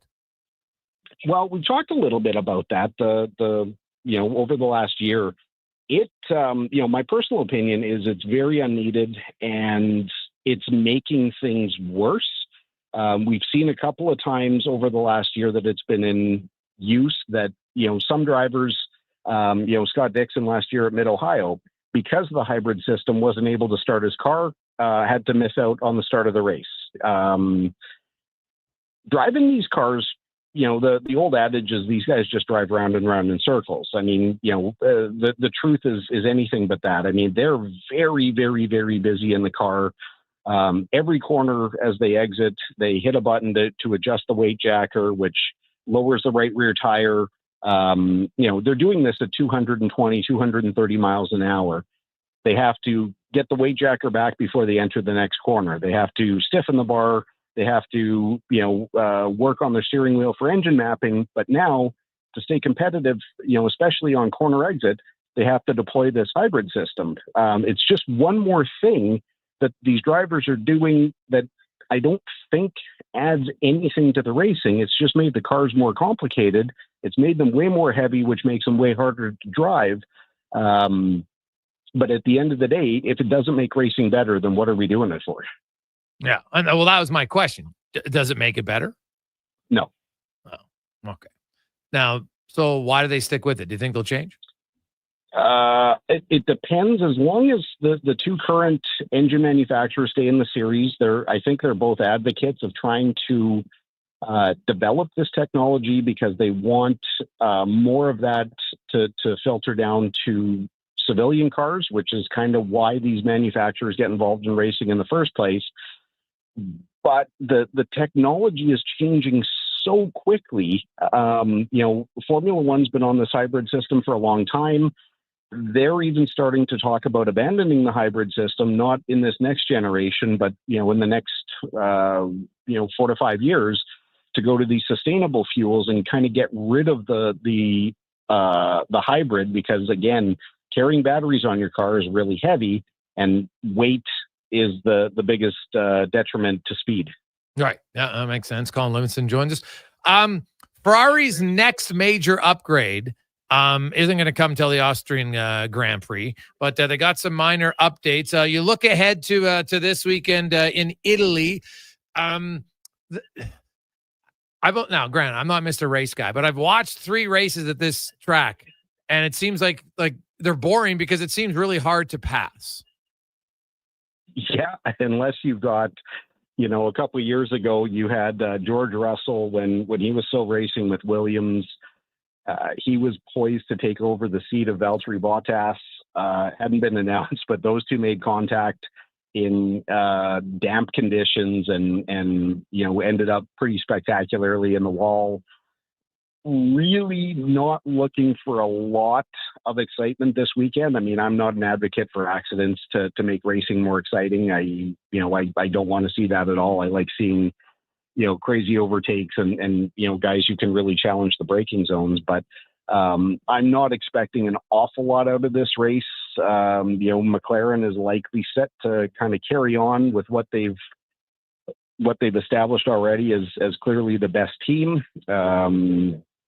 And see, I mean, it's going to be a tough weekend, I think, for Ferrari, being in front of their home people, to not be performing, but maybe they can use some of their experience at this track to their advantage and pull a rabbit out of the hat. Colin Livingston joins us in the Cantork Racing Report. NASCAR Canada is rolling.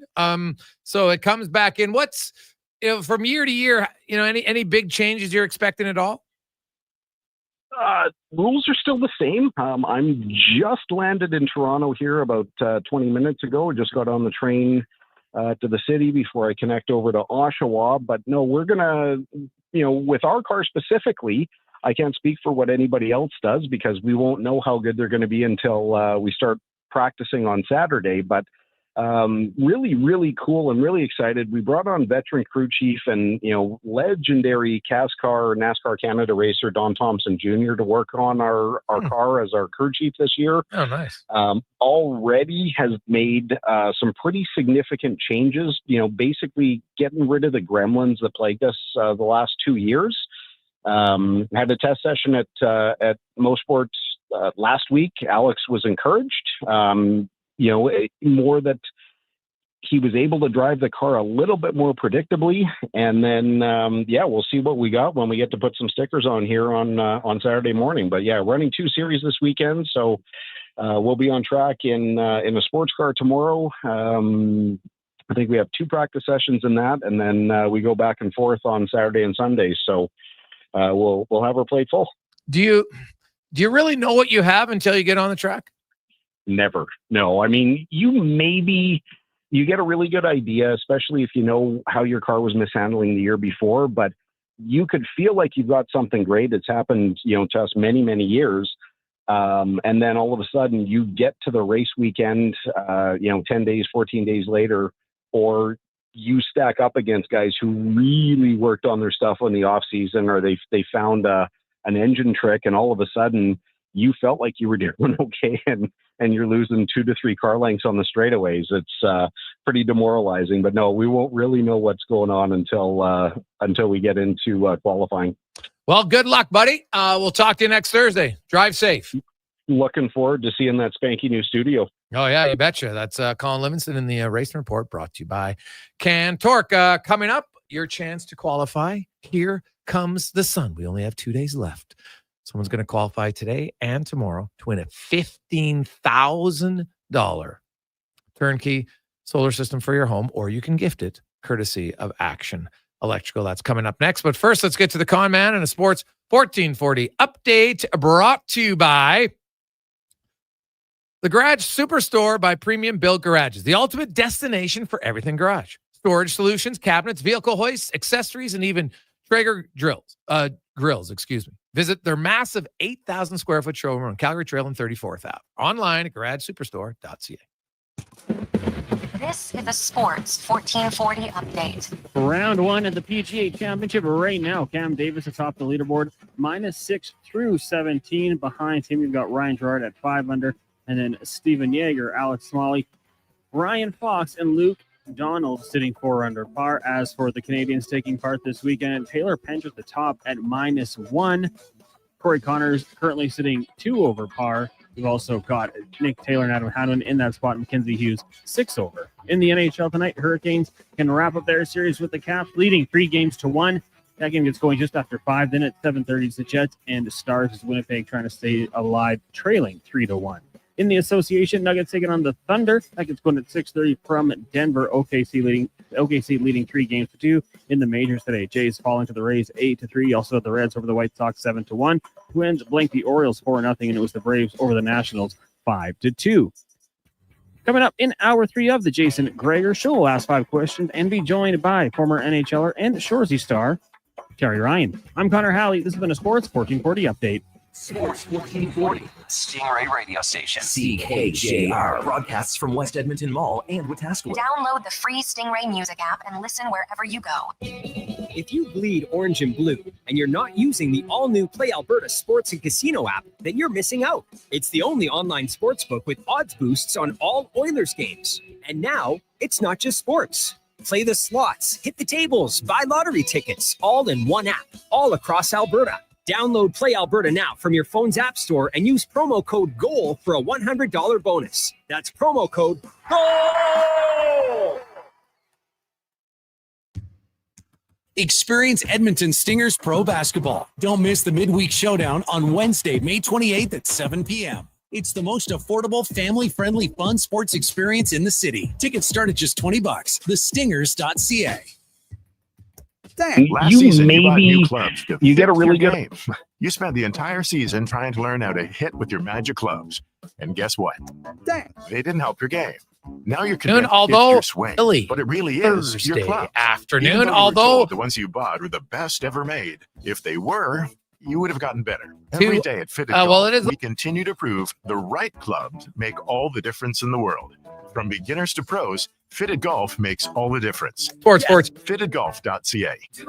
Do it. Your vehicle is a big investment. Protect it at Hughes Car Wash. We use only clean, fresh water and the highest quality car wash soap. Hughes Car Wash. Back later on, Jake. Find us at HughesCarWash.com. Time on Edmonton Sports Leader, Sports 1440. This is Andrew Walker, and join us for the Cross Mitsubishi pregame show before each Edmonton playoff game. Cross Mitsubishi on 34th Ave and 96th Street. Get ready to revolutionize your job site with Edmonton Kubota's game-changing compact construction equipment. From mini excavators and skid steers to track loaders, carriers, and utility vehicles, they have a model to fit every need, all powered by legendary Kubota diesel engines. These machines are built for performance and reliability. Transform your work with Edmonton Kubota's top-of-the-line compact equipment. Visit them today and see why they're the name you can trust for power and precision. Hold on to your hockey helmet, Edmonton. On the Rocks is serving up 60-cent wings that fly off the plate faster than a slap shot. And Molson Canadians for $5.25. OTR's TVs, hey, they're so clear you'll see the puck better than the ref. That ain't hard, is it? And every game night during Edmonton's playoff run, specials start 30 minutes before puck drop and last for the whole game. Be a part of the legend. See the menu at ontherocksyeg.com.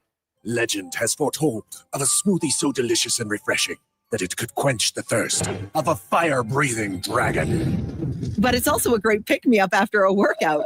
The new Dragon Slayer smoothie from Booster Juice, a legendary blend of dragon fruit and mangoes, destined to be your next obsession. Try it today along with the new Dragon Booster Ball and the Pink Dragon Booster Mixer. 3 epic menu items to conquer your cravings. Booster Juice, Canadian-born, blending since 1999. Explore beyond the boundaries of capability and value during Truck Month at GMC. Right now, get 0% financing for up to 72 months on the 2025 Sierra 1500 Crew Cab Pro Graphite. With a TurboMax engine delivering 310 horsepower, GMC Pro safety features, including automatic emergency braking, plus a max towing of up to 9,500 pounds. You'll be ready for anything this Truck Month. Ask your GMC dealer for details.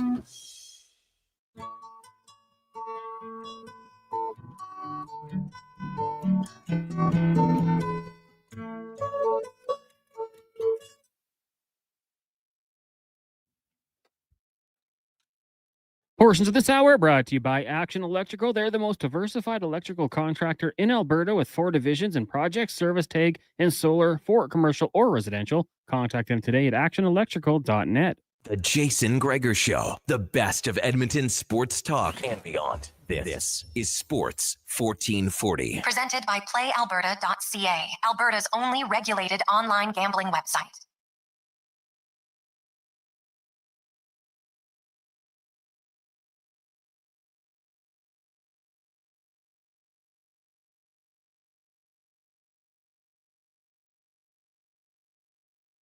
You know what the music means? Getting ready for the big contest. Welcome back. Jason Gregor Show, Sports 1440, sports1440.ca, Oilers Nation, YouTube, Facebook, X, and Instagram. Thanks, as always, for listening, watching the show. Give it a like for the con man if you're watching on YouTube. Now, let's get to Here Comes the Sun. We only have 2 days left. Up for grabs. One of the best packages you can win on our show. A $15,000 turnkey solar system for your home, or you can gift it to someone. That's your choice. You need to be a homeowner. Need to reside in Edmonton or 50-kilometer radius outside. Now, if you live outside that realm, but you want to gift it to someone inside, that works. Also, shingles, 12 years or newer, just because it saves you a bunch of money. Because not only do you get the $15,000 installation, you get all the savings from the solar on your home for the next however many years. I'm just being generous and say $100 a month savings. You do that for 10 years. Well, that's 12 grand added on to the 15. Like, it's a big savings. Big deal. So it's a huge package, courtesy of our friends at actionelectrical.net. So thanks for that. How we do it? Tomorrow we might do callers just for the last one for fun. But today, text in your name and the correct answer to our trivia question today. I would think you'll all know the answer if you were paying attention. Very simple. Thing that made you very excited. Can you name who scored the Oilers' overtime winner last night? Your name, his name.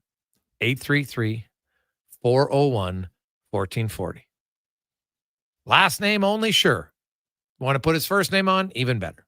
But the overtime hero last night for the Edmonton Oilers, 833-401-1440. Text it in now. We'll give you some time. There you go.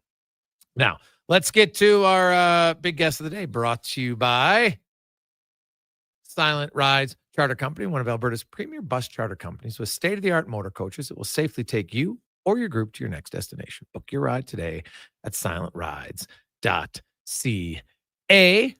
As we welcome in star of Shoresy, also former NHLer, first-round pick, two-time author, Terry Ryan. TR, how you doing? Oh, I'm doing all right. I'm at my daughter's soccer game, and I just came in at the tail end there. Did you just ask who scored the goal last night? Is there anybody in Alberta that doesn't know? Do you guys have Buddy, what kind of a filter process do these questions go through? Dude, this is a trivia question for just to enter into the draw. You got to make it so everybody can play, right? Come on. I suppose so. Yeah, I mean, those are... Today we made it a little bit harder than that. Yeah, usually. But you know what? Hey, today was a little bit of a softball because everybody's in a good mood. So, yeah, there you go. As they should be, a big win. The Oilers going to the conference final for the third time in 4 years. First time back-to-back since 91 and 92. This will be their 12th trip to the conference final since they came in the NHL. So not bad. Not bad at all. You look at the last two games, TR, and really, defensive clinic all along, sound goaltending, and then they got some scoring when they needed it, just enough. But let's just start with, starting goal. We'll start from goal out and just the play of Stuart Skinner in your eyes. Well, I'm just so proud of him. And, this guy wears his heart on his sleeve. Has gone through some tough times, man. And Canadian fans can be hard, but no matter what market, but we've seen it in Edmonton, people get down on you, and it's nature of the game, but you look at a guy like that who just wants to succeed, and I'm so glad, man. He turned it upside down, and I'll throw in, game 4, Stetcher, Kapanen and Skinner come in, and I think they look quite at home on the 85 Oilers. It's amazing. It really is. And you talk about momentum, and you could see the team vibrating through that, and there's all kinds of different leaders. I'm so glad that Stuart Skinner, just from a hockey player's perspective, looking at a guy who cares, right? I just love to see guys like that succeed. And, it's on down, but I talked about leadership last time, and the reason I had confidence was because I think not only are McDavid and Draisaitl some of the best leaders in the game, but everybody else is stepping up. It's contagious. It's really spread out. I think there's 8 or 9 people with 3 goals or more. I don't know, man. I'm looking at it going, they might even, it scared everybody the first couple games, but they might even look better than last year heading in, man. It's just a team game, and they're all contributing. It's really, if I was Dallas or Winnipeg, I would, that series is not over, but this is an opponent that not only did a lot of people pick at the beginning of the year, but they're peaking right now, and it's dangerous. Yeah, no, they're definitely playing their best hockey at the right time, and the depth guys. And when you have that many guys, like every forward who's played 2 games has scored a goal. Right. And so when you're on a team, Terry, and even though you have your role and you're a checker, but when everybody's scoring, it elevates the room, right? Like Kapanen comes in, scores in his second game, obviously a massive goal, right? But it was more so his hits in the first game. Like he hammered Pietrangelo and Brett Howden, and then Pietrangelo again on one shift alone. Like I think it adds juice to a room. And when everybody's contributing, it's kind of easier for everybody to feel part of it, I would think. Oh, yeah. An athlete, even in a single player sport, tennis or whatever, I know you got a team around you, but, people that go out, they talk about being in the zone. And as a player, I remember just a few, sometimes you play 4 or 5 good games in a row and you can't put it in. And then other times you got to be playing pretty well to score, but it'll hit off you and bounce in, and you're like, man, I'm really in the zone here.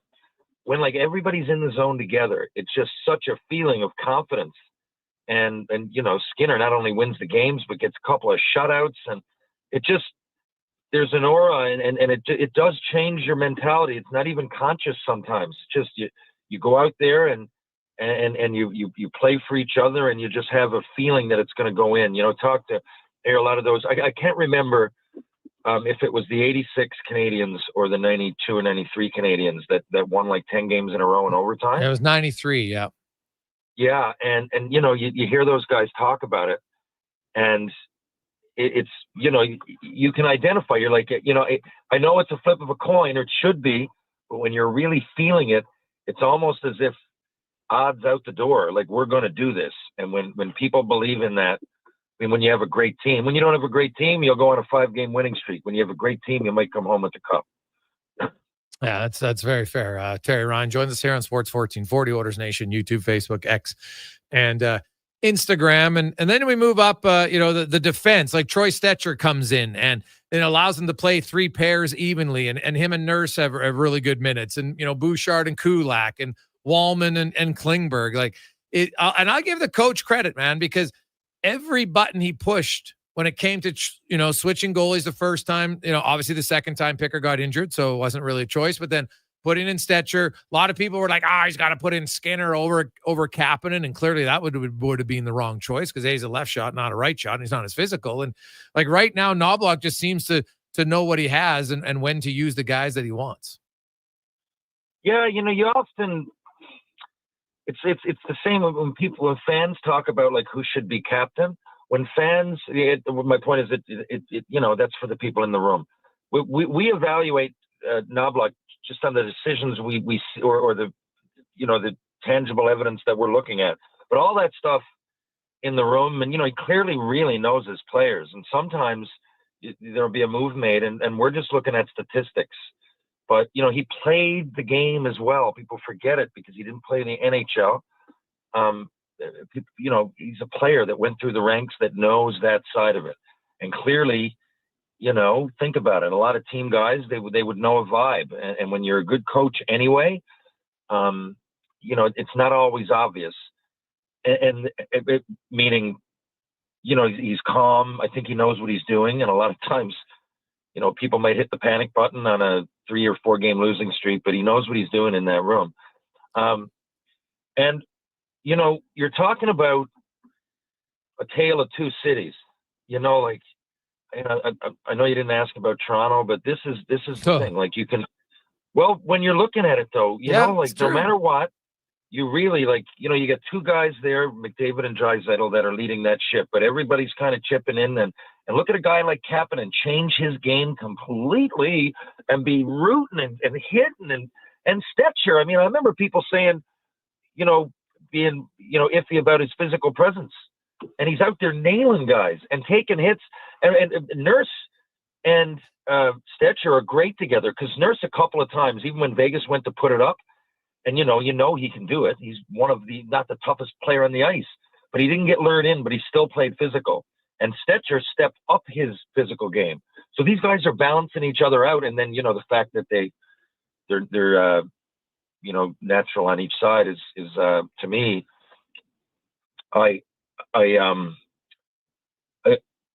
it's no surprise to me it's working, but I didn't really see that when Knoblauch did or whatever, but I'm not in the room. But little things like that, and going back to it, I hate to point fingers. Like, there's so much I like about Matthews and Marner. There really are. They're good for the community. They want to play there. They're they're not in a lot of trouble. They seem to have good attitudes. But when it comes to the playoffs, man, numbers are numbers. And you're looking at and there's some of them are blatant.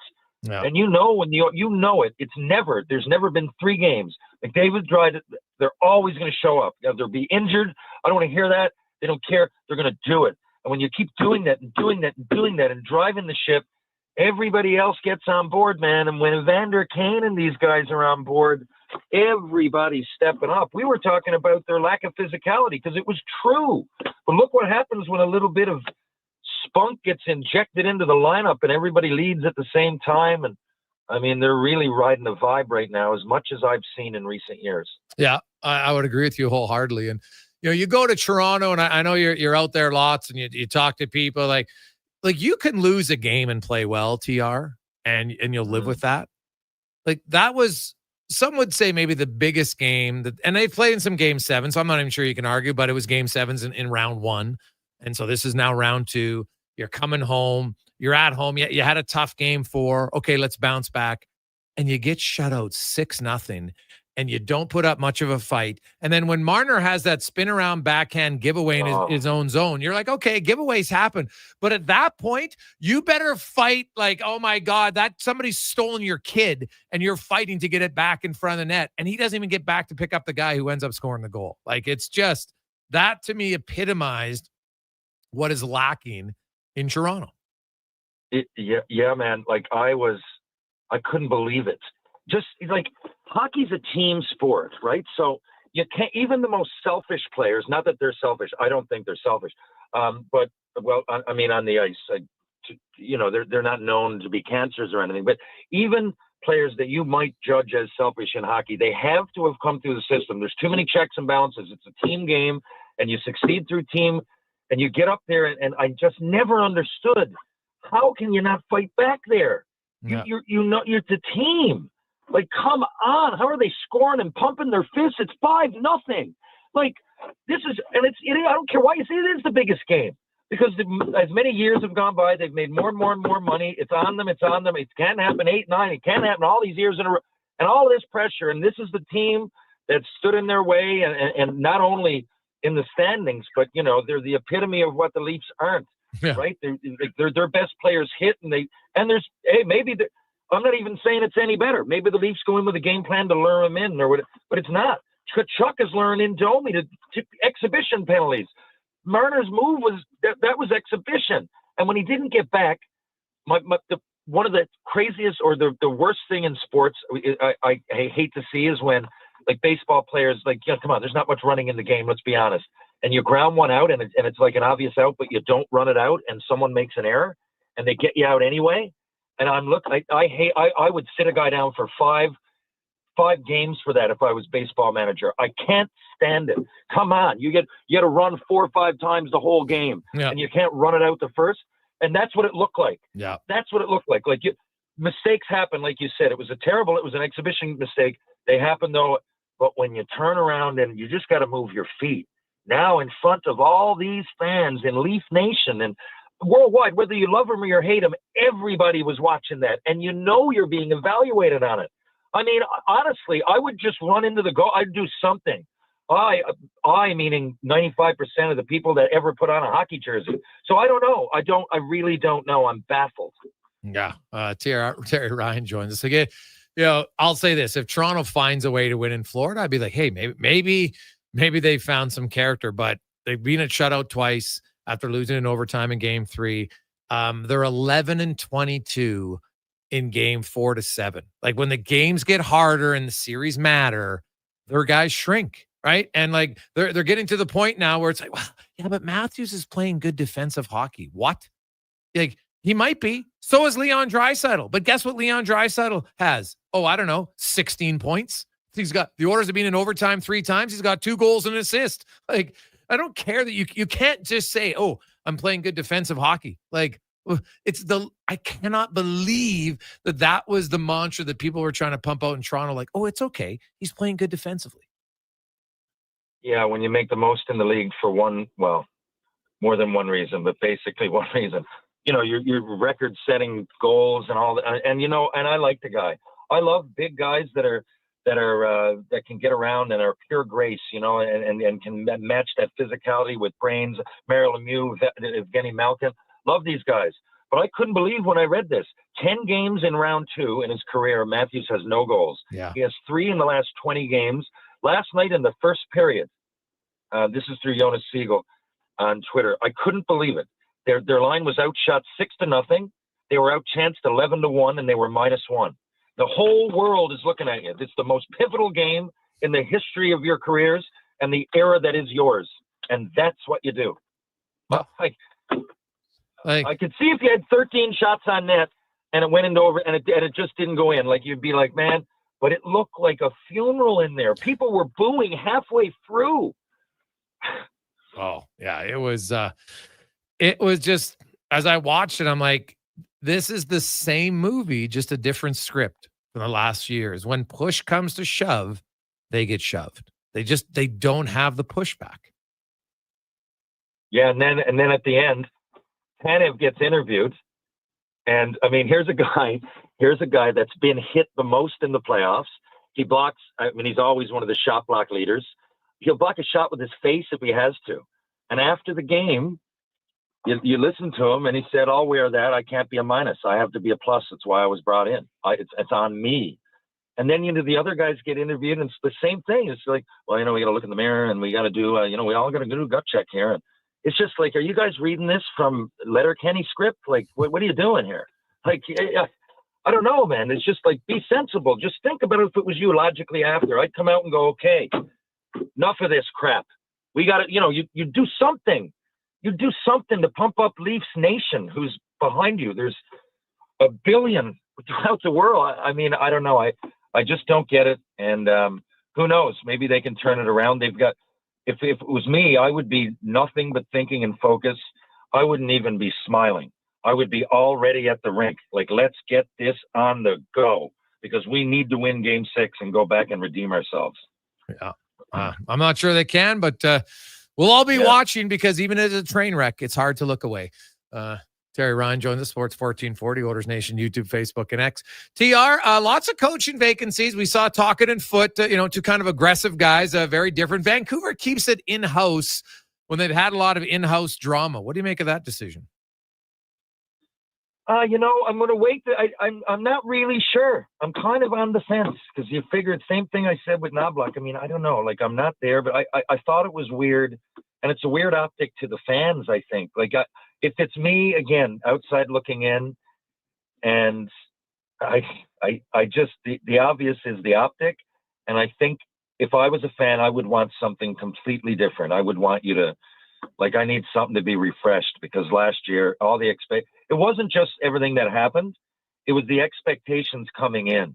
It was a huge disappointment. It would have just been a disappointment if they were just an average team the year before, to see your team disintegrate because of things that still aren't really clear, and decisions that were made because of, both players and more. But I mean, I'm talking about there was one circus bigger than others. But so if it's me, I want to show everybody that, that's just going to be a memory, a bad memory, but it's in a box and it's gone. And you're still kind of keeping it around. That's the only thing to me. I would certainly want as much change as possible within reason. Yeah, I'm with you, man. It just seems, it seems a bit odd, for sure. TR, good to catch up with you, my man. Have a great one. Winnipeg, Dallas. It looks right now that it's going to be Dallas, because I just can't see Winnipeg winning on the road. I hope I'm wrong, because I'd actually like to see the Jets get to the final. I think Oiler fans would like it, because the Oiler fans, when they play Winnipeg in a playoff series, they're 6-1, and the 6 times they beat them, they go to the Stanley Cup final. So it would be a good trend to continue. I'm not sure they can, but when you look at Winnipeg, what chance do you think they got? Like, do you think that they can get over the mental hurdle of Hellebuyck on the road, or is that just too much to overcome? That's a good question. I think given it's 3-1, so the odds are against you no matter who you are. But given the teams that could be down 3-1, oh yeah, I got all the confidence. It has to be in Hellebuyck. Come on, he's 5-1 at home, I think, and they're generally good at home, and their fans go mad, and it's hard to win in there. Dallas are deadly, though, man. The more I'm watching Dallas, I just don't watch them that much. But, God, do they look deep. Like, they're good. Like, this is who Jared Keeso called, by the way, before the playoffs. I had him Edmonton at the beginning of the year. And Keith, I forget. I mean, he's a Calgary Flames fan. But he's been raving about Dallas the whole time. And I didn't really watch them all year. And I'm like, God, these guys are deadly. But Hellebuck's Hellebuyck, and I know he's had the same sort of thing, man. Skinner got out of it. If there's anybody, if there's one goalie in the league that you could really point to and say, come on, and he signed there, he wants to be a Jet. I'd love to see him at least succeed, turn it around. It's going to be tough, though, man. Those guys are, and some of them are mean. And, Winnipeg are fast and physical, too, but I don't know, man. 3 in a row against Dallas right now. They're vibing, too, right? The Oilers are really vibing, but Dallas are tough. But yeah, like I said, Winnipeg, I don't think Winnipeg are out there giving an embarrassing effort like Toronto did last night. I haven't really seen that. There's been mistakes. Hellebuyck could be better, But of course, man, they were one of the best teams in the league right from the start of the year. They've been on. I would bet the Jets have won 3 games in a row 4 or 5 times the year. So yeah, of the teams that could be down, I would have confidence in the Winnipeg Jets. TR, great stuff, buddy. We will chat with you on Tuesday. Thanks a lot. Thank you, Connor. Thank you, Jason. Thank you, Edmonton. Chat again soon. That is Terry Ryan. Joins us Tuesday, Thursday here on Sports 1440. We'll return with the winner for Here Comes the Sun on the Gregor Show, presented by PlayAlberta.ca. Tire. We're all about one thing, taking care of your vehicle. Oh, and your wallet. I guess that's 2 things. Save up to 20% off select tires until June 14th. Fountain Tire. We're on this road together. The month of May brings machines, mud, and for us, many an opportunity. We're GS Construction, and we love the warmer weather because it means we can get to work. But to keep things moving, we need the right people on our team. You built your skills. You know your work matters. Now's the time to bring that experience to a crew that gets it. We're hiring experienced top men and pipe layers. So if you're ready to dig in and be part of a team that has your back, apply now at gsconstruction.ca for this great opportunity. Noodle, noodle, nood, noodle, nood, noodle, nood, noodle, noodle, nood. Noodle, noodle, nood, nood, nood, nood, nood, nood, noodle, noodle, nood, noodle, nood.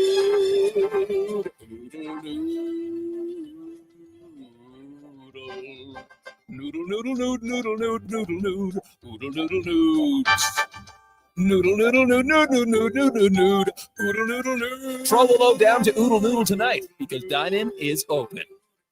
Explore beyond the boundaries of capability and value during Truck Month at GMC. Right now, get 0% financing for up to 72 months on the 2025 Sierra 1500 Crew Cab Pro Graphite. With a TurboMax engine delivering 310 horsepower, GMC Pro safety features including automatic emergency braking, plus a max towing of up to 9,500 pounds. You'll be ready for anything this Truck Month.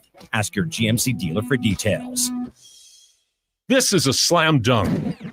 Dive into Edmonton's vibrant basketball scene with exclusive interviews and expert analysis. I'm Paul Sir, and I host The Basketball Show every Saturday morning at 10 on Sports 1440.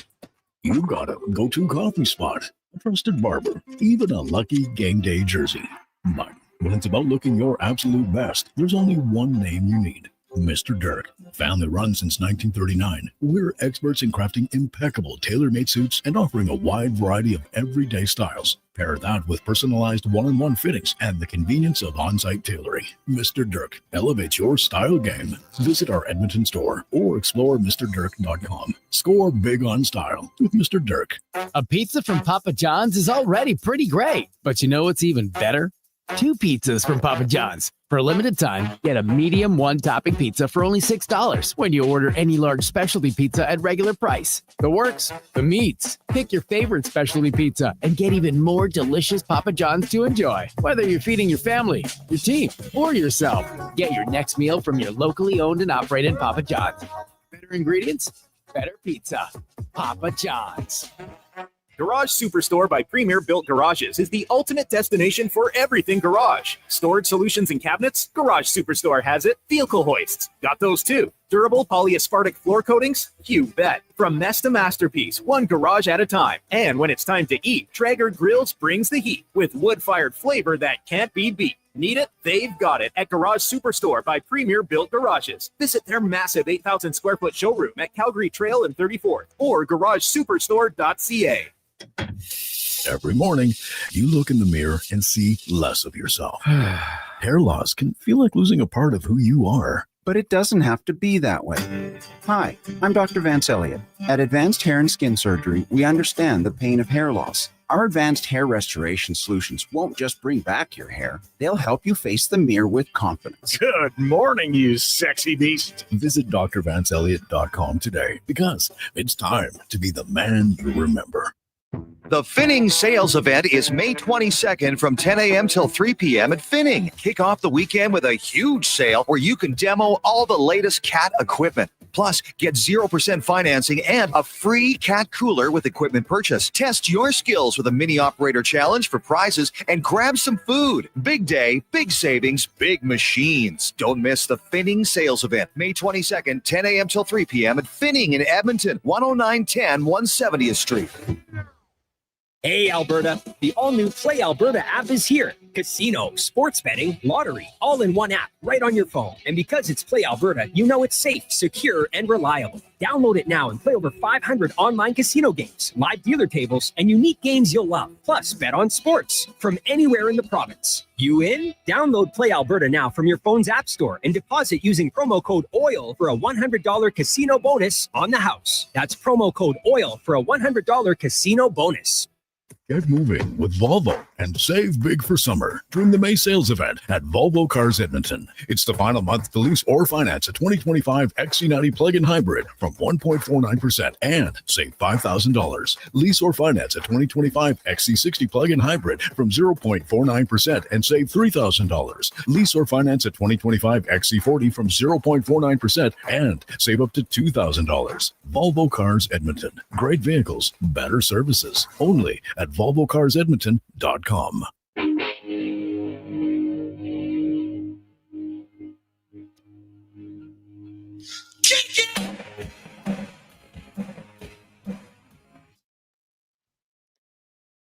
Portions of this hour brought to you by On the Rocks. Watch every Oilers game at OTR with $5.25 Molson Canadian, $5 Frank Whitney shots, and 60-cent wings. Plus, play Oilers Score and Win for your chance to win On the Rocks gift cards. Oilers hockey at OTR. Book your table today. Jasper Ave and 118th.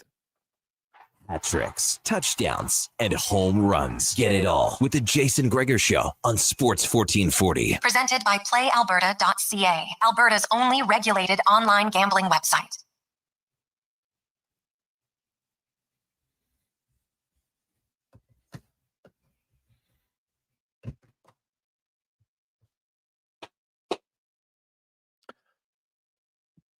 .436. Welcome back. Jason Gregor, Connor Halley, Sports 1440, Oilers Nation, YouTube, Facebook, X, and Instagram, sports1440.ca. Have yourselves a awesome Thursday. Hope you're staying warm. God, it's freezing out there today. Couldn't believe it. It's like Tuke weather. It feels like October.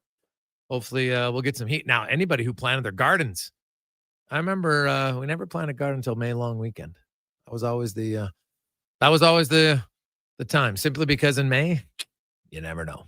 It's unpredictable. So if you did, put a few sheets on it, hopefully. Don't want the frost. That would be the worst. Imagine getting frost on like May 15th.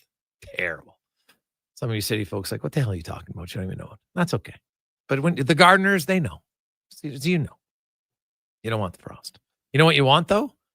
You want a $15,000 turnkey solar system courtesy of Action Electrical, baby, because that is unreal. And we are going to give away that next Friday. We have our second final qualifier.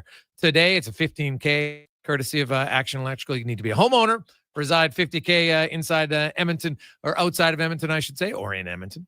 And your shingles need to be 12 years and newer. Otherwise, you're just going to have to pay more money when you replace it. And we got our congratulations to our qualifier today, Brendan. Brendan, how you doing? Doing better now. Oh, hey, congratulations. You got in. Give me your thoughts on the last few Oiler games, and where is your confidence level on the Oilers now compared to maybe a few weeks ago? It is much higher now than it was a couple weeks ago, that's for sure. Loving the games a lot more. Easier to stay up and watch them.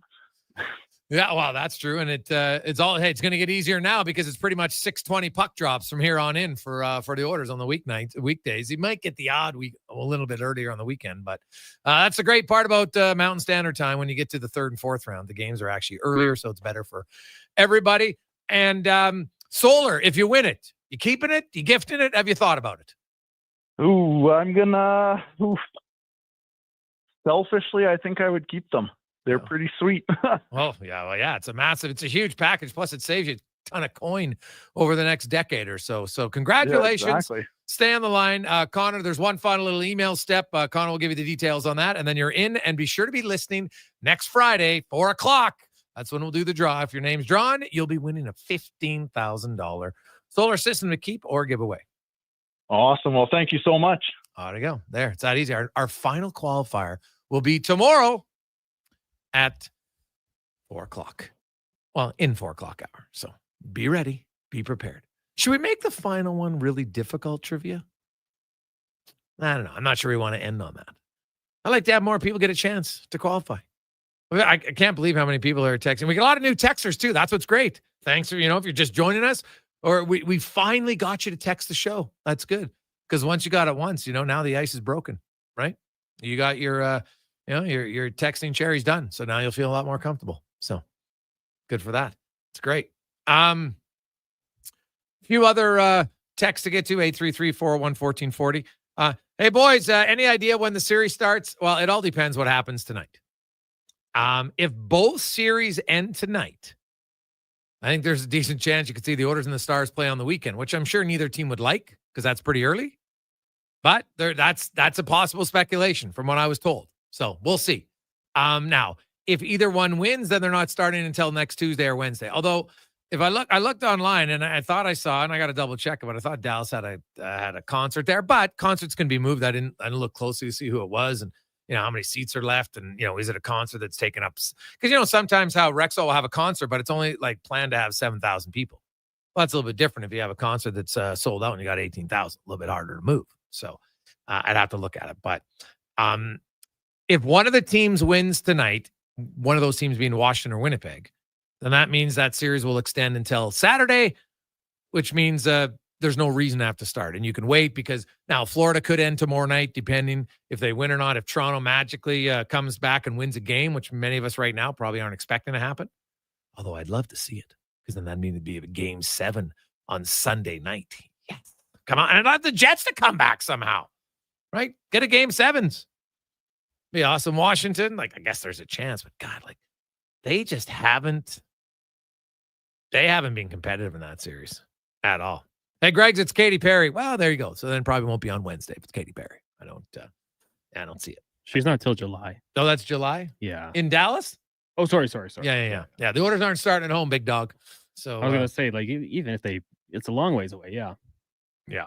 So either way, we'll see where it goes. I still think my gut would tell me it's next Tuesday or Wednesday.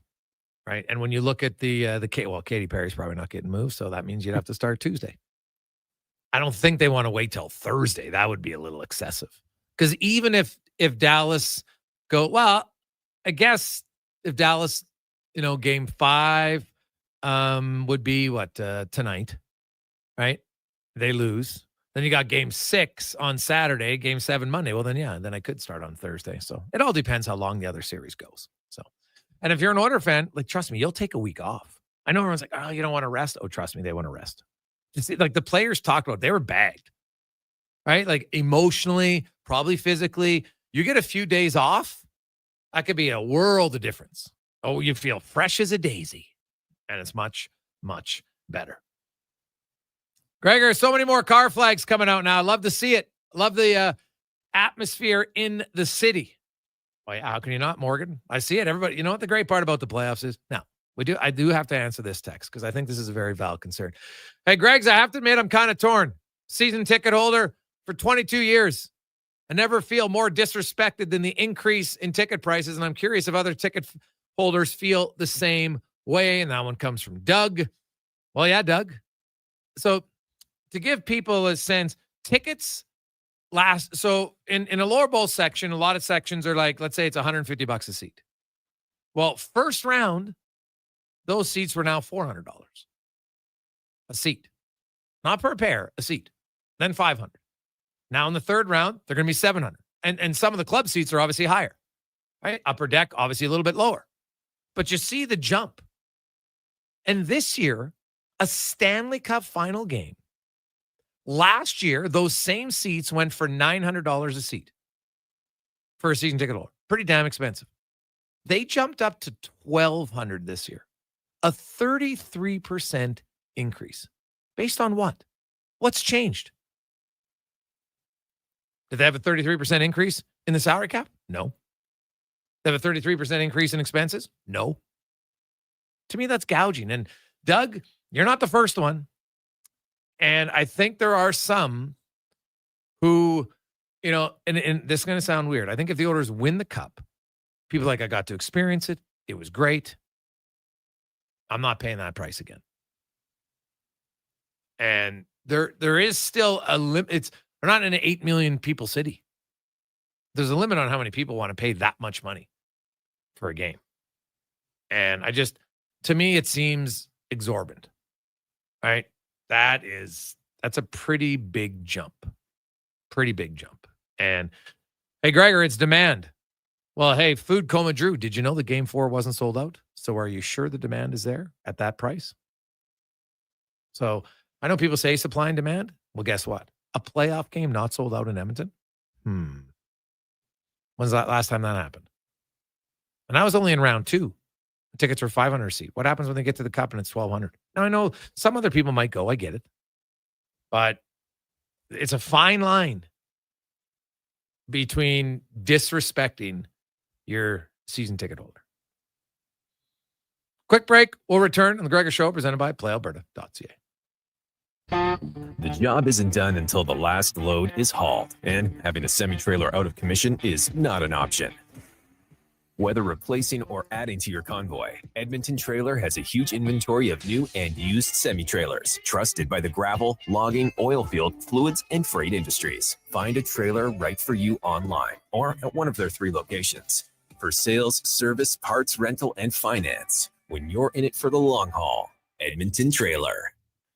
The Bricks tent sale is on now. With so many items to clear out, they've had to set up tents in the parking lot. Save up to 60% off clearance items in the tent and store. With new specials every day and a bonus gift with furniture purchases over $9.99, these offers won't last long. Save up to 50% off select mattresses, up to 25% off bedroom and dining furniture, and the more you buy, the more you save. Up to an extra $1,000 off appliances.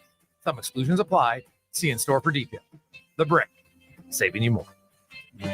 From the first face-off to the final, Sports 1440 is your home for hockey talk. With live coverage, expert analysis, and pre- and post-game shows. We bring you closer to the game. Tune in 24/7, only on Sports 1440, Edmonton's sports station. Hold on to your hockey helmet, Edmonton. On the Rocks is serving up 60-cent wings that fly off the plate faster than a slap shot. And Molson Canadians for $5.25. OTR's TVs, hey, they're so clear you'll see the puck better than the ref. That ain't hard, is it? And every game night during Edmonton's playoff run, specials start 30 minutes before puck drop and last for the whole game. Be a part of the legend. See the menu at ontherocksyeg.com. Legacy Heating and Cooling jingle auditions take 1 for Ryan Nugent-Hopkins and Zach Hyman. Are you ready, guys? We were born ready. Heck yes, Nuge. Drop the beat. Call Legacy. Call Legacy.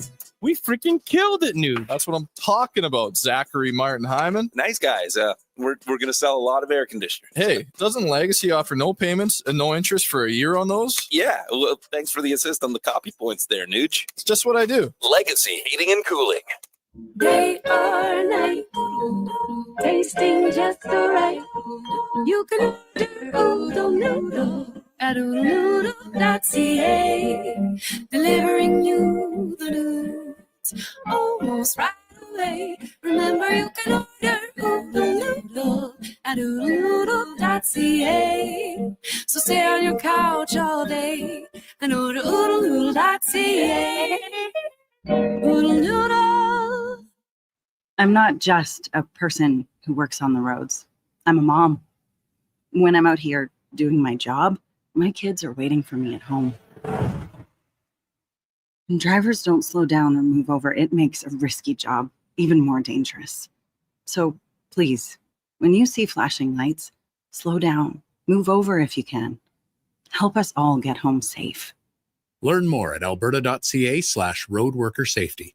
A message from the Government of Alberta. Experience Edmonton Stingers Pro Basketball. Don't miss the midweek showdown on Wednesday, May 28th at 7 p.m. It's the most affordable, family-friendly, fun sports experience in the city. Tickets start at just $20. thestingers.ca.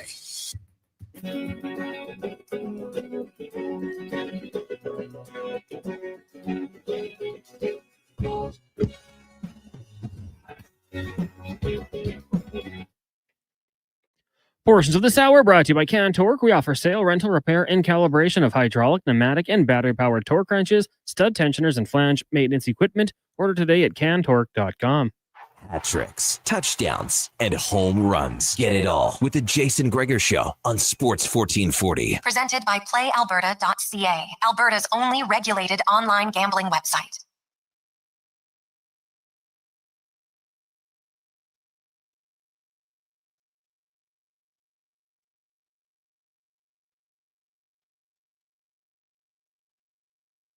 Rolling through a Thursday afternoon, Jason Gregor, Connor Halley, Sports 1440.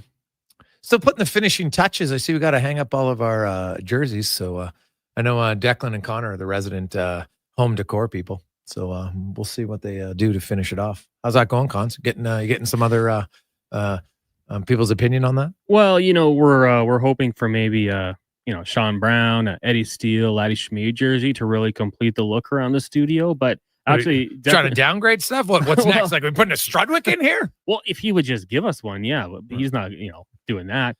Does he have one? We actually had Declan wearing that one yesterday, the Oil Kings jersey for warmth in the studio. So yeah, that's functional, and they also look great too. But we'll get them hanging up shortly. Here. Okay, all right, I like it. There we go. Let's get to 5 questions brought to you by The Brick. It's your final day today at The Brick. 25% off bedroom and dining furniture, 60% off genuine leather sofas when you buy the matching love seat or chair. And shop Canadian made at Canada's best sofa store, The Brick and thebrick.com. It's time for 5 questions on the Jason Gregor Show. All right, Jason, a question number 1 for you today. If you had to look at the Oilers MVPs ranking 1 through 3, what would they look like right now? Ooh, that's a good question. 1 through 3 MVP for the Oilers.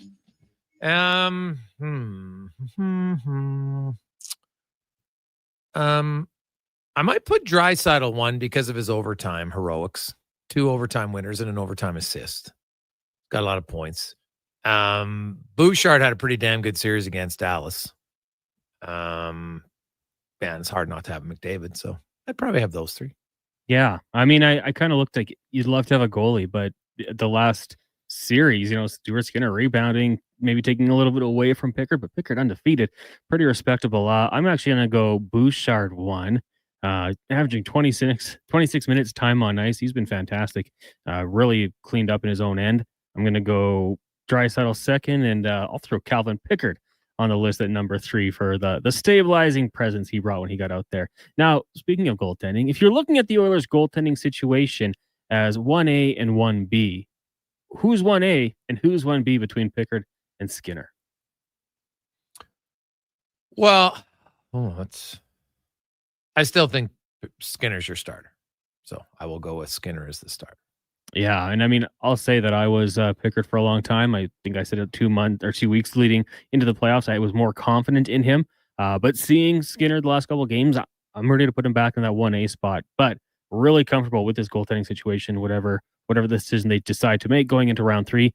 Now, question 3 for you: has there been anything from Coach Knoblauch that has impressed you the most over the last couple of weeks here? You know what? I've always kind of liked Knoblauch. He's pretty much a straight shooter. All I'll say is when he's made lineup changes, when he's made line changes, all the buttons right now he's pushed have worked, right? Like when he decided to go a little bit more, I know Coffey has a big say in the defense, and they rotated 5 for a while, it worked. Then they said, hey, you know what? We'll put in Stetcher. It's worked very well. You look at when he mixed up the lines and moved them around, and they worked really well. So he seems to have a real good read on his players, and they respond well to however he does. And he's not afraid. Like Corey Perry scores 2 goals, really good game. Hey, next game you're on the 4th line because we think it's a better matchup, and it worked. Yeah, I'm with you. I mean, he seems to pull the strings, and that's like sometimes we talk about his roster decision making, and it's not maybe the best radio, but it's like, okay, well, I think what he's doing is right. Maybe it's not sexy to disagree with him or sit on the fence, but he makes the right calls. I've been really impressed with it, and it's been this way the whole time. Just his demeanor on the bench, like he's not going to lose his mind. I think that kind of works its way down to his team where they can, for the most part, keep their emotions in check and stay calm, cool, collected, winning games. And I think that's really shown, especially in their record in games where you can wrap it up. They do it. Like nothing really changes. They just continue to play their game. And I thought they really showed that in all those games where they were trailing and they're behind in games, but they stuck to the game plan. It worked out for them. So I think just his demeanor on the bench has been a big benefit for this team. Question number 4 for you. We're into the PGA Championship. One round essentially underway. A couple of guys still wrapping up here. But who's your pick to win the Players' Championship this weekend? Go ahead, buddy. Oh, man. I'd love to take a Canadian, but Taylor Pendrith, he's only 3 shots back. I'm going to go, though, with a guy who's probably quite favored going into it, Scotty Scheffler. 3 strokes back right now, tied for 20th, but I think he'll make a push on the weekend. Well, Pendrith game is set up perfectly, right? He's a big hitter, one of the biggest hitters on and he had a slow start, but he found his stride, but that's a lot of guys to make up on. Man, like the top 10 right now doesn't have anybody who's like a big-time favorite, so that's okay, but historically, that doesn't necessarily figure out that way, so I'm going to go... Well, there's just so many of them. I might have to go off the board a little bit. I'll go with Luke Donald. It's interesting because you do have like 29 golfers within 3 strokes of the leaderboard. So there's probably a lot of good picks here. Final question for you today, Gregor. On this day in 1928, Mickey Mouse made his debut in the silent film Plane Crazy. Of course, since then, he and many other Disney characters have hit the big screen. If you're ranking your top 3 Disney characters, who would you have? Well, you go ahead, buddy. For me, it's all going to be relative to, I think, when you were around and when you watch Disney movies. My top 3, though. Number 3, I'll go Aladdin. Number 2, Buzz Lightyear. And number 1, Simba. We've talked a lot of TV in the building the last few days. I love vengeance, and Simba getting revenge on Scar was one of my favorite moments as a kid. So Simba will top the list for me. Oh, okay. Number 3 for me will be Sebastian. I thought he was hilarious from the Little Mermaid. Then I'm gonna go with there's lots of good ones, but I'm probably gonna go with Piglet from Winnie the Pooh. It's kind of like the rational, super loyal friend to Winnie the Pooh. And well, obviously number 1. Yes, for sure, Donald. So all day. Good pick. All day for the Don now. So I like it. We'll see.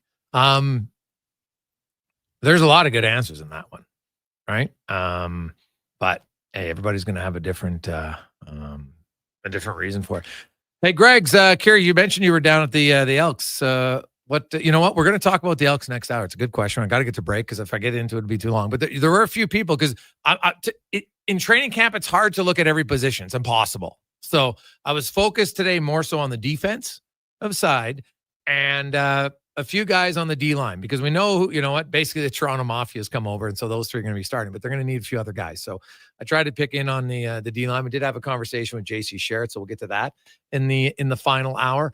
And more, the Elks, I'll say there was they had the pads on for the first time. Players were pretty jazzed up. And you can see the defensive guys are, like every defense needs a few emotional guys. Like there has to be one trash talker in your secondary because usually he just kind of brings up everybody else. And it just, Donnie Brady was that guy for a long time. And there's other guys like JC Sherritt would barely say anything, and that's fine, right? You usually every position has it. I remember Kevin Lester telling us you need one real jerk on your offensive line, right? That would stir the pot because then everybody else would stir the pot. Now, ultimately, sometimes you have 3 or 4. That makes it even better. But so we'll look at that. I was looking at the D line, and so there's a few guys I think that looked really good today and talk to the coaches about them. So we'll get to that. We got Speck coming up. Also, we'll hear from Mitchell Clinton talking Jets. Can they stave off elimination? I think they got a good chance. They're at home. They got to score a little bit more for sure. And then we'll hear from JC Sherritt as well. It's the Gregor Show presented by PlayAlberta.ca. Let's get to the Con Man and a Sports 1440 update brought to you by Booster Juice. They're taking flight with their new legendary Dragon Fruit lineup, introducing the Dragon Slaya Smoothie, Pink Dragon Booster Mixer, and the Dragon Booster Ball. Conquer your cravings today at Booster Juice.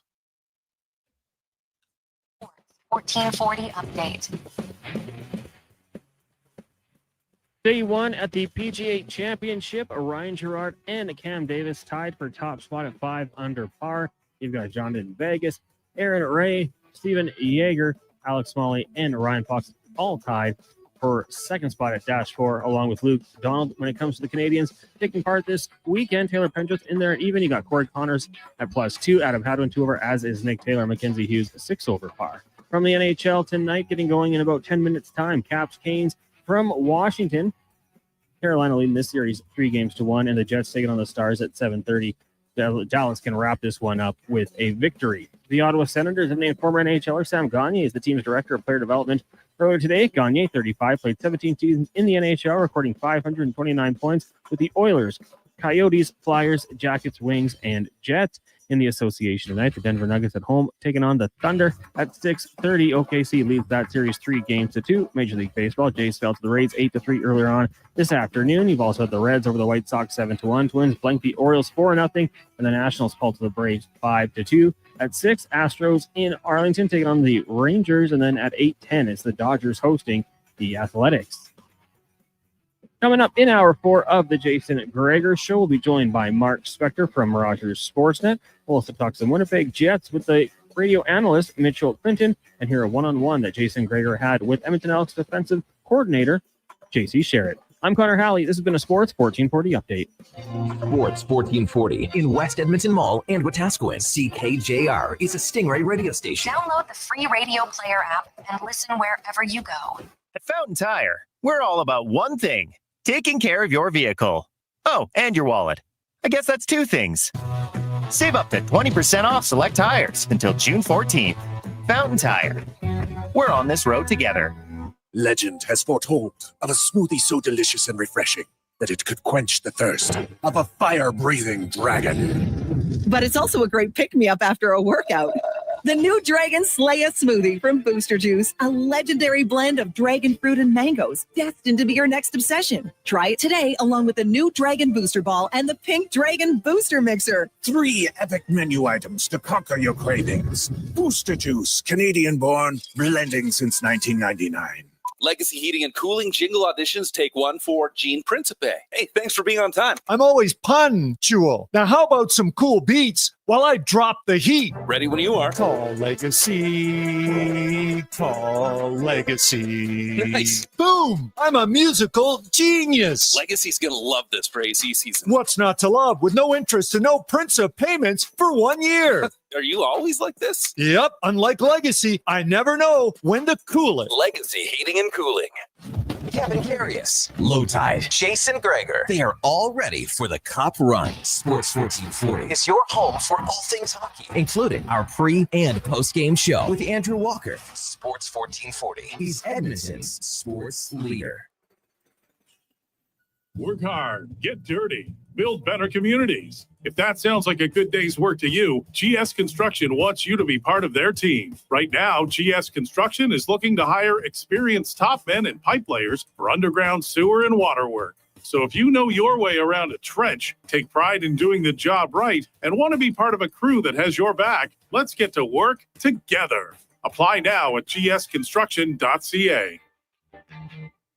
Japa Machinery Group knows that XCMG may not roll off the tongue, but Japa's team will help keep your construction jobs rolling on time and on budget with heavy equipment sales and rentals. Visit japamachinery.com to find out. Oh man, those guys are. Go to the coffee spot. Roasted marble. Things. Even a lucky game day jersey.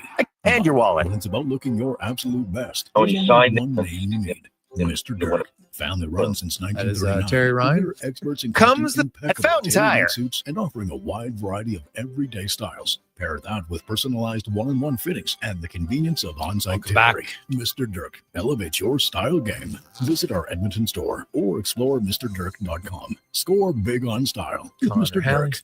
All right, give me something big. The Ford It's a Big Deal event is on. Bigger. Get a big truck and an even bigger deal. Love it. Now Now the details. Right now, lease a 2025 F-150 STX with the black appearance package from $220 bi-weekly at 0% APR for 24 months with $43.75 down. That's like $110 weekly. Now bring it home.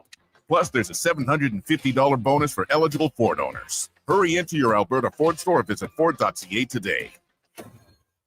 At Vision Credit Union, we've been around a long time. In fact, we've been serving rural Alberta communities for 75 years. We launched in 1950 with $128, 21 members, and a mission to help our communities. It's still our mission today. That's why we return 75% of Vision's profits to members, offer full-service banking in underserved rural communities, and prioritize contributing to charitable causes in our hometowns.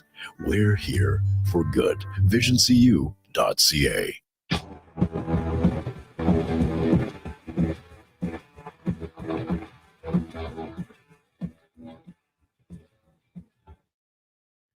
Portions of this hour brought to you by Garage Superstore by Premier Built Garages, your one-stop shop for everything garage, from accessories and storage solutions to cabinets, vehicle hoists, storage racks, and Traeger grills. We've got everything you need to maximize your space. Visit our 8,000 square foot showroom on Calgary Trail and 34th Ave or online at garagesuperstore.ca. The Jason Gregor Show, the best of Edmonton sports talk and beyond. This is Sports 1440. Presented by PlayAlberta.ca, Alberta's only regulated online gambling website.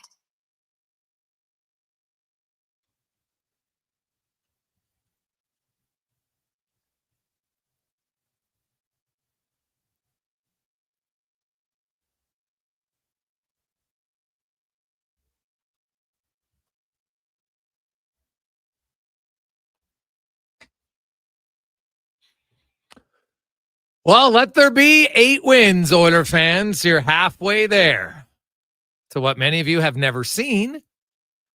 And some of you are just hoping to see again. It's been 35 years since the Edmonton Oilers won a Stanley Cup. They're halfway there. Man, last year got really close. Had 15 wins. You only needed 1. So little ways to go. But they look good. They're feeling confident. They're playing well. Probably the most important thing is that, the guys that have been in the lineup lately are healthy. And, Ekholm maybe could be returning in the series. I don't expect him to start the series, but maybe you'll see him at some point. And, on paper, that would make your team better. Depends, how is he feeling? How's his skating work? Remember when he came back the last time, he played like 5 minutes and then, re-aggravated the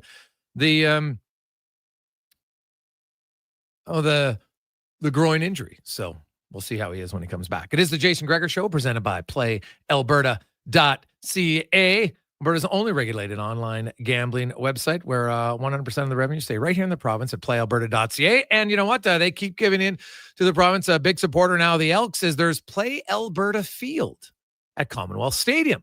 So a big partner with the green and gold, which is obviously great news for the Elks. And, Play Alberta keeps reinvesting into the province, which is great.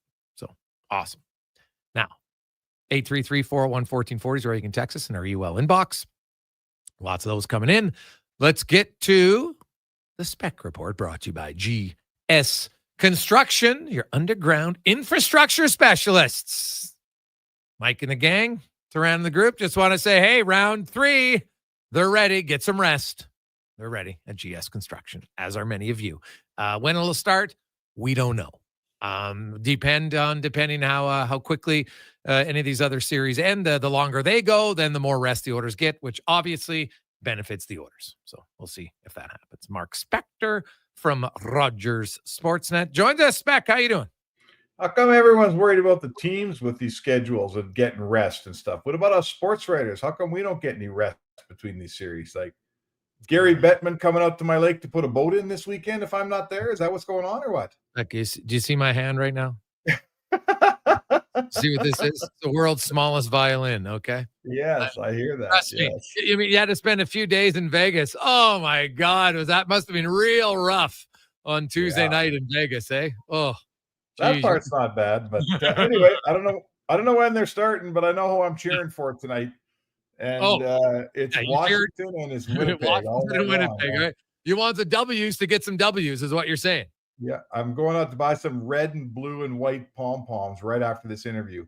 Yeah, makes sense. Yeah, makes sense. Why not? I think, hey, I'm sure the Oilers would be in agreement with you on that. But Spec, another defensive clinic from the Edmonton Oilers last night. And really, Vegas played pretty well defensively. Like, it's so funny. Like, the game 4 was just a slobber knocker, energy back and forth, good pace. And this game, like right from the opening puck drop, was like, we're going to try to check each other into the ice. Oh, it was the most carefully played game that I've seen. Like, we've now, don't say this to Connor McDavid because he'll get mad. But we're not, I know they can play that game. They just don't do it that often, right? But they've proven they can play the game. It is true. It's not. You don't want them to do it that often. My God, watching that every game suck. It was awful. It's awful to watch. It's terrible. Dump, chase.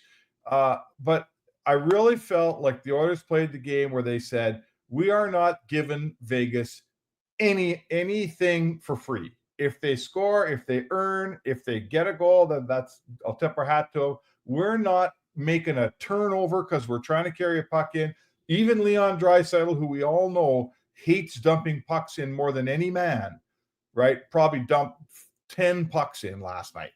They just said, we're not giving you nothing, and we're going to wait this thing out and see where it takes us. And it's exactly probably in the perfect way. It only took one goal, which was, it was a crazy game. I've seen some 1-0 games. I'm not sure I've seen the Oilers play 1-0 hockey quite like that before. Is that fair?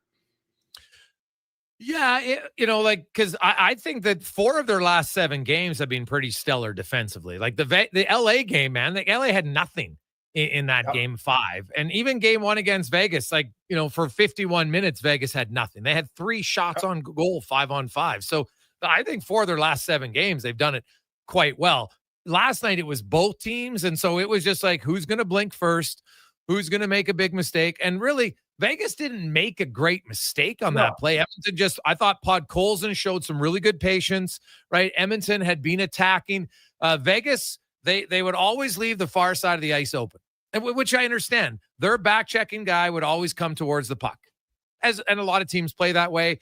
And Edmonton on that play, Podkolzin came in and found Draisaitl on the far side. Edmonton was purposely leaving their other forward high on the opposite side of the ice because I would try to create some time in the offensive zone.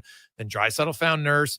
Kapanen went to the net, kind of the basic, simple thing. He did deflect the point shot, and that kind of started the play, around the scramble, and he just stuck with it, and boom, puts it home, and then it's pandemonium. And, I give the Oilers credit. They were the better team in the series. This is not a series where you won.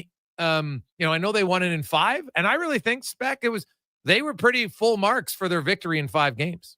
Oh, yeah. You don't win a series in 5, and we don't quibble over who was the better team. They won 3 road games in Vegas. I don't care how you win the games. If you win 3 road games in the other guy's barn, you're better. And that's just, you can't. There's no argument. There's no wiggle room here.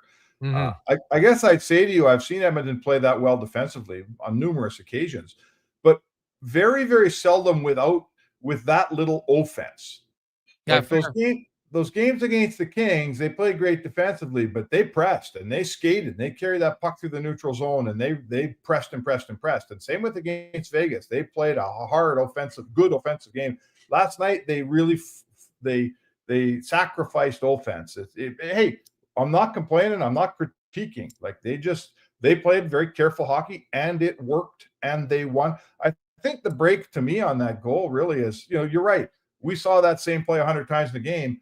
It turns into a goal, I think, because Aiden Hill doesn't glove the Nurse shot, right? He knocks it down. He doesn't glove it, and he doesn't knock it into the corner. He knocks it down, and it sits, right? And now here comes the traffic, and now here comes Draisaitl whacking, and now here comes Kapanen. And that's basically a break. You're just playing to be the team that gets the break, and then when you get it, you capitalize on it. And that's exactly how it went. Good for Kapanen. I felt good for the kid. He's we all know his story. So it's a nice story for him. Yeah. Second overtime goal of his career. which is big. When he actually scored one at the World Juniors too. But yeah, maybe was that's the biggest goal in his life. That World Junior was in Helsinki, and they beat the Russians in the gold medal game, and he scored the golden goal. I'm not sure when he's done hockey. I don't think this goal scored last night will be better than that goal. No, I would agree with you. That's why someone asked him biggest goal of your career, and he's like, "Oh, it's up there to be polite because there's that." He scored a double overtime goal for Toronto. So you know what? The guy scored some big goals, and Spec, it's another decision by the head coach that has panned out. His decisions on when to bring guys in the lineup have worked out way more than they've missed. Yeah, isn't that true? And you know, that kind of goes for everyone. Like I'd say to you, Stan Bowman has made more decisions this year that panned out than ones he missed. Right? Yeah, that's fair. He's done a few little tweaks here, and he brought in a Kapanen, and he grabbed a Wallman who's turned out to be pretty good. He made the gamble on Klingberg, and all of a sudden Klingberg's playing flawless hockey, right? And you know, a couple other things. So yes, you know, what you say is true. More have worked for Chris Knoblauch than haven't worked, and that's why you win, because they've got the people making the decisions by and large are making the right ones. Yeah. Mark Spector joins Sports 1440, Oilers Nation, YouTube, Facebook, X, and Instagram. And so Spec, now they'll get some time off. Dallas, Winnipeg, obviously Dallas is in the driver's seat. And hey, you know, people are like, oh, Dallas has this great depth. I'm like, why? Edmonton has 10 more 5-on-5 goals. In 11 games, they have 10 more goals, 5-on-5, than the Dallas Stars, right? They got 11 guys with multiple goals. Dallas has 5. Like, Mikko Rantanen is crushing it for Dallas. Dallas is a little bit like how Edmonton was in the past, where it's one line. Like last year, Edmonton's big dogs really carried them. And that's okay. It can carry you, and it can win. But right now, you can't tell me that Dallas has better depth when Edmonton's depth is outscoring him significantly. Well, let's go back 12 months. Right? Dallas was supposed to have had better depth then, and the numbers actually showed us that maybe they did. And then they played the series, and Edmonton had better depth. Edmonton was a better team. They had better depth. Stu Skinner was better in goal than Jake Ottinger. All the stuff everybody told us about Dallas last year, they're a really good team. I'm not saying they're not. But a year ago, they were supposed to have better depth. Edmonton's depth, scoring, and production is vastly superior a year later, and Edmonton was better 12 months ago. So I'm not telling you they're going to walk over Dallas and all those things. Like, it's good if they play Dallas, it's a tough series. Dallas could win, but don't tell me that Dallas has better depth than Edmonton. They didn't last year, and Edmonton's depth is way better. They're not going to this year, no chance. Yeah, no, I would agree with you. Mark Spector joins us. Spec. Obviously, there'll be no lineup changes for game one, but you know, you look at when the lineup changes will happen. Like, you got Victor Arvidsson now, and I don't even think Victor Arvidsson played that poorly. They just, you know, he made a decision to put in Kapanen, and it was the right decision. Stetcher over Emerson was the right decision. And I don't really think Emerson's probably going to get back in the way Troy Stetcher's playing. But the next decision might be, you know, when Ekholm comes in, who has to come out? Do they go 7? Do they go 11 forwards? Do they take out Stetcher? Do they take out someone else? It'll be interesting. It might not be for, you know, 5 or 6 games. There might be an injury in between then, but that to me is going to be an interesting decision. Yeah, it will be, because you got a pretty good thing going. Like, the one thing about Stetcher, you know, Stetcher is a bit like, he's kind of the nurse whisperer here. You know, Darnell Nurse's best hockey comes when he's got Stetcher on his right side. And, you know, that's don't disrespect that. Like, I remember, you know, let's go back to anyone who's a little bit older is going to remember when Dave Manson was playing for the Edmonton Oilers, and Glenn Sather paired him with a guy named Normie McIver. Yeah. And Dave Manson was fantastic with Normie McIver. And then they traded McIver, and Manson was never the same. Right? He wasn't as good a player without that safety blanket. It's the way Bouchard plays with Ekholm a lot. Although Bouchard, that's another topic. He's unbelievably fantastic right now, no matter who he's playing with. But you know, it's an interesting dynamic, because, like I say, I mean, you're not taking out Wallman, you're not taking out Kulak, you're not taking out Nurse, you know, you're not taking out Bouchard. So yeah, you're going to end up taking out Stetcher if Ekholm comes back and he's ready to go. But that's not something I'm in a hurry to do. How about that? Yeah, no, that's totally valid. Mark Spector joined the Sports 1440. They watched tonight. Obviously, I think Edmonton, I don't even know if the players will watch, but they might, because, you know, they're in the moment. But obviously, as you said, you're rooting for Winnipeg. You look at the Jets, Beck, and do you have any confidence that they can win on the road? I think they can win at home tonight. Do you have any faith they can win on the road? No, well, how can you? You can't, they're at the point for me where until they do it, the answer to your question is a definitive no. You got to do it finally. At some point, you got to do it. And if your goalie's been not really very good at all through the whole of round one, and now we're 4 games into round 2, you're going out for game 5 in Dallas if they win tonight. Oh, wait a second, game 6 in Dallas. Yeah. We're so far into the playoffs that if you haven't done it yet, don't tell me you're going to do it. Show me you're going to do it. So, no, I don't have any faith in Winnipeg on the road right now. That's my answer to your question. How could you? Yeah. So I think I know the answer to this one, Spec. The Toronto Maple Leafs and the performance last night and how they lose that game and how their best players, they're shut out back-to-back games now. Everybody knows that, like, Austin Matthews has never scored a goal in the second round of the playoffs to this point in his career. Don't just tell me it's injuries. Like, I'm sorry, don't buy it. They just don't have the ability to elevate their play to match the desperation of their opposition. It's 9 years coming, and they didn't just lose last night. They got spanked. Yeah, it's really, really disappointing. Like, you're right. All the things you say if I'm a fan of the Leafs, this, if your best guys don't take you somewhere, you're not going there, right? Your best guys got to take you there. The problem in Edmonton's only ever been the best guys take you as far as they can, and they've never, there's been a lot of nights where when they don't do it, it doesn't get done. It looks like those days are gone right now. Edmonton's not the team anymore that needs 97 and 29 to do everything for them by any means. But back to Toronto, I just look at that team and I say to myself, if I've lost faith that Matthews and Marner can get me somewhere, who's getting me there? I mean, Nylander's a nice player. He doesn't count in this conversation. He's productive. He shows up. Nylander's not part of this thing, but the rest of the big guys, their best players aren't their best players when it counts. So you can't win. You just can't win because it's, what's the old thing in playoffs, Jay? The best guys cancel each other out and then everybody else kind of makes the difference. Well, if your best guys aren't good enough to cancel out the other guy's best guys, you're dead. 100%. You're dead. Yeah. Right? And last night, that's what happened.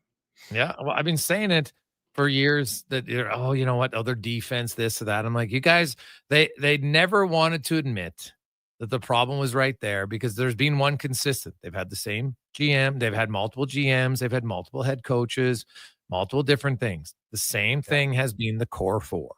And the core 4, when push comes to shove, to date, hasn't been able to get it done. And if you were going to say, hey, you know what?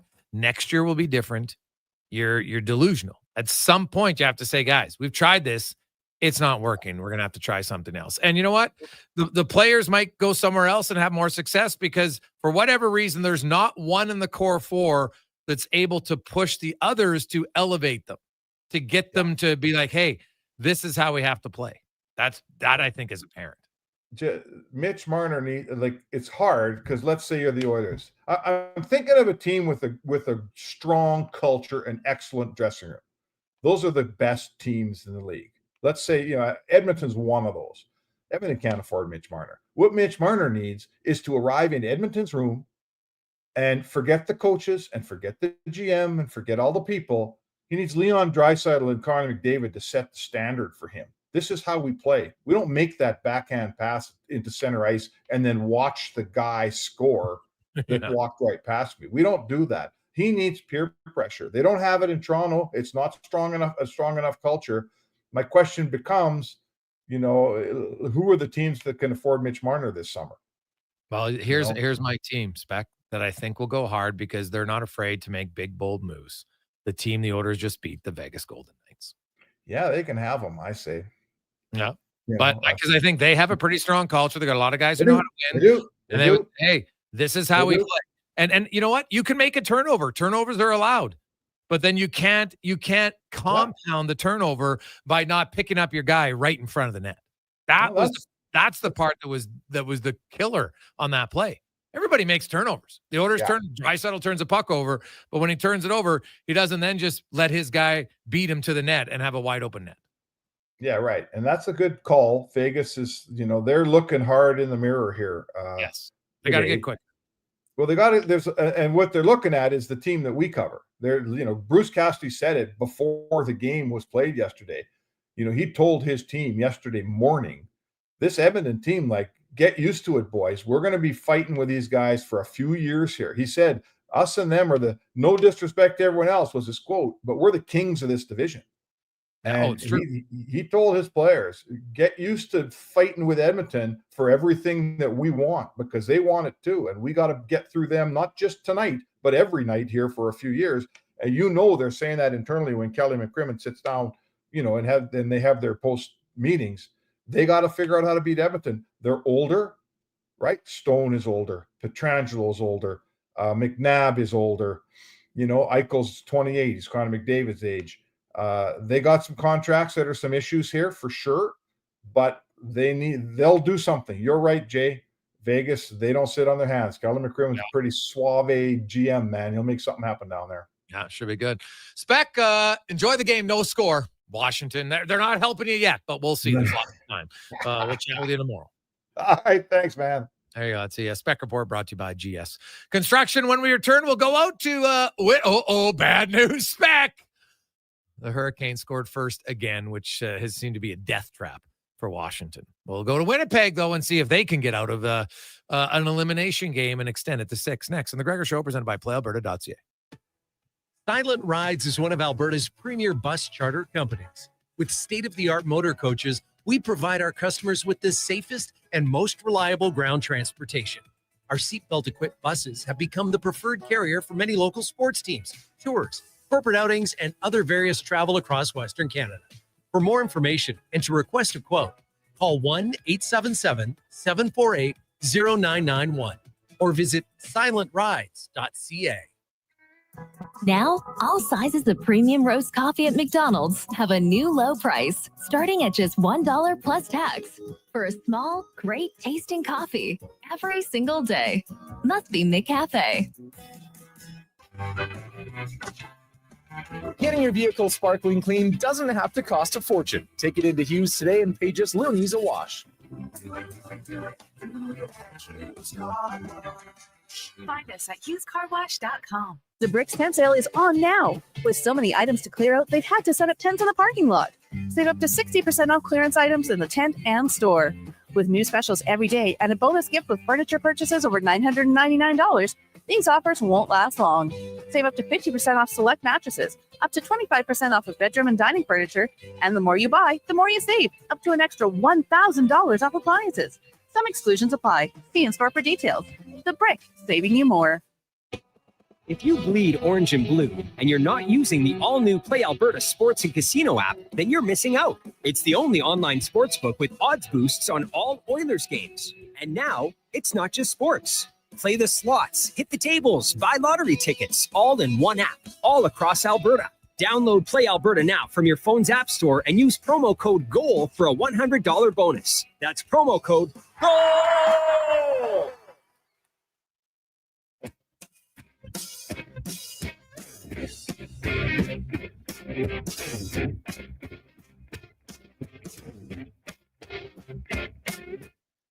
Portions of this hour brought to you by Papa John's. The pizza makers at Papa John's are making you 2 or more items for $9.99 each from their Papa Pairings menu, like medium one-topping pizzas, boneless wings, cheese sticks, and more. Better ingredients, better pizza. Papa John's. From puck drop to kickoff, it's the Jason Gregor Show on Sports 1440. Presented by PlayAlberta.ca, Alberta's only regulated online gambling website.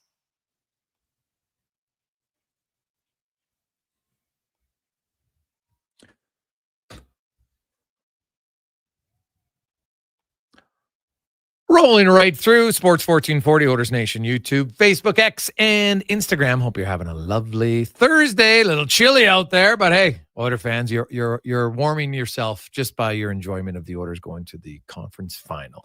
Now they're going to wait and find out who they play. Will it be the Stars or the Winnipeg Jets? As we get to our playoff report, brought to you by your Alberta GMC dealers. Truck month continues now at your Alberta GMC dealers with $5,000 cash purchase credit on 2025 Sierra HD models only at your Alberta GMC dealer as we go out to Winnipeg and find out the Jets on the ropes. They need a win tonight. Mitchell Clinton from Jets radio analyst on 680 CJOB. And Mitchell, it's obvious they need a win tonight. I actually thought the Jets outplayed them in game 4, and for other stretches they have. Ottinger, clearly right now, Ottinger's being the better goaltender in the series. What do you think the Jets have to do to try to solve him tonight?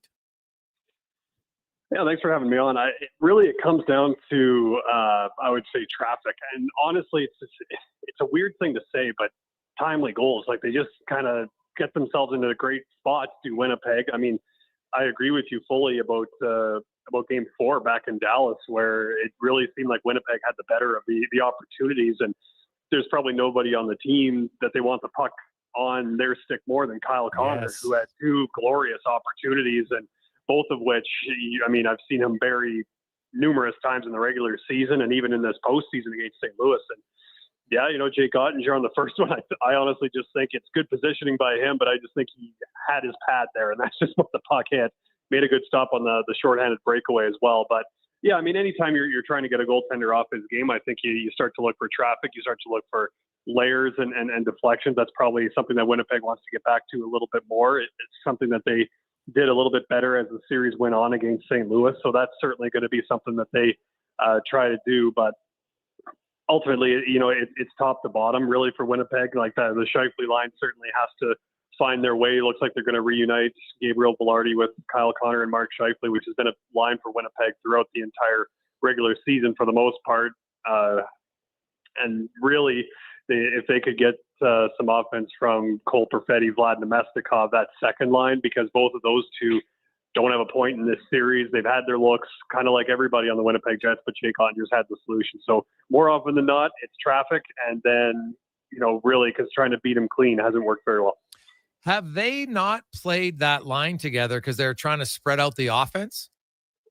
Yeah, so what Scott Arniel did try to pull a little bit of trickery on Dallas in game 4, the same night that Miro Heiskanen came back in the lineup and Dallas went 11-7.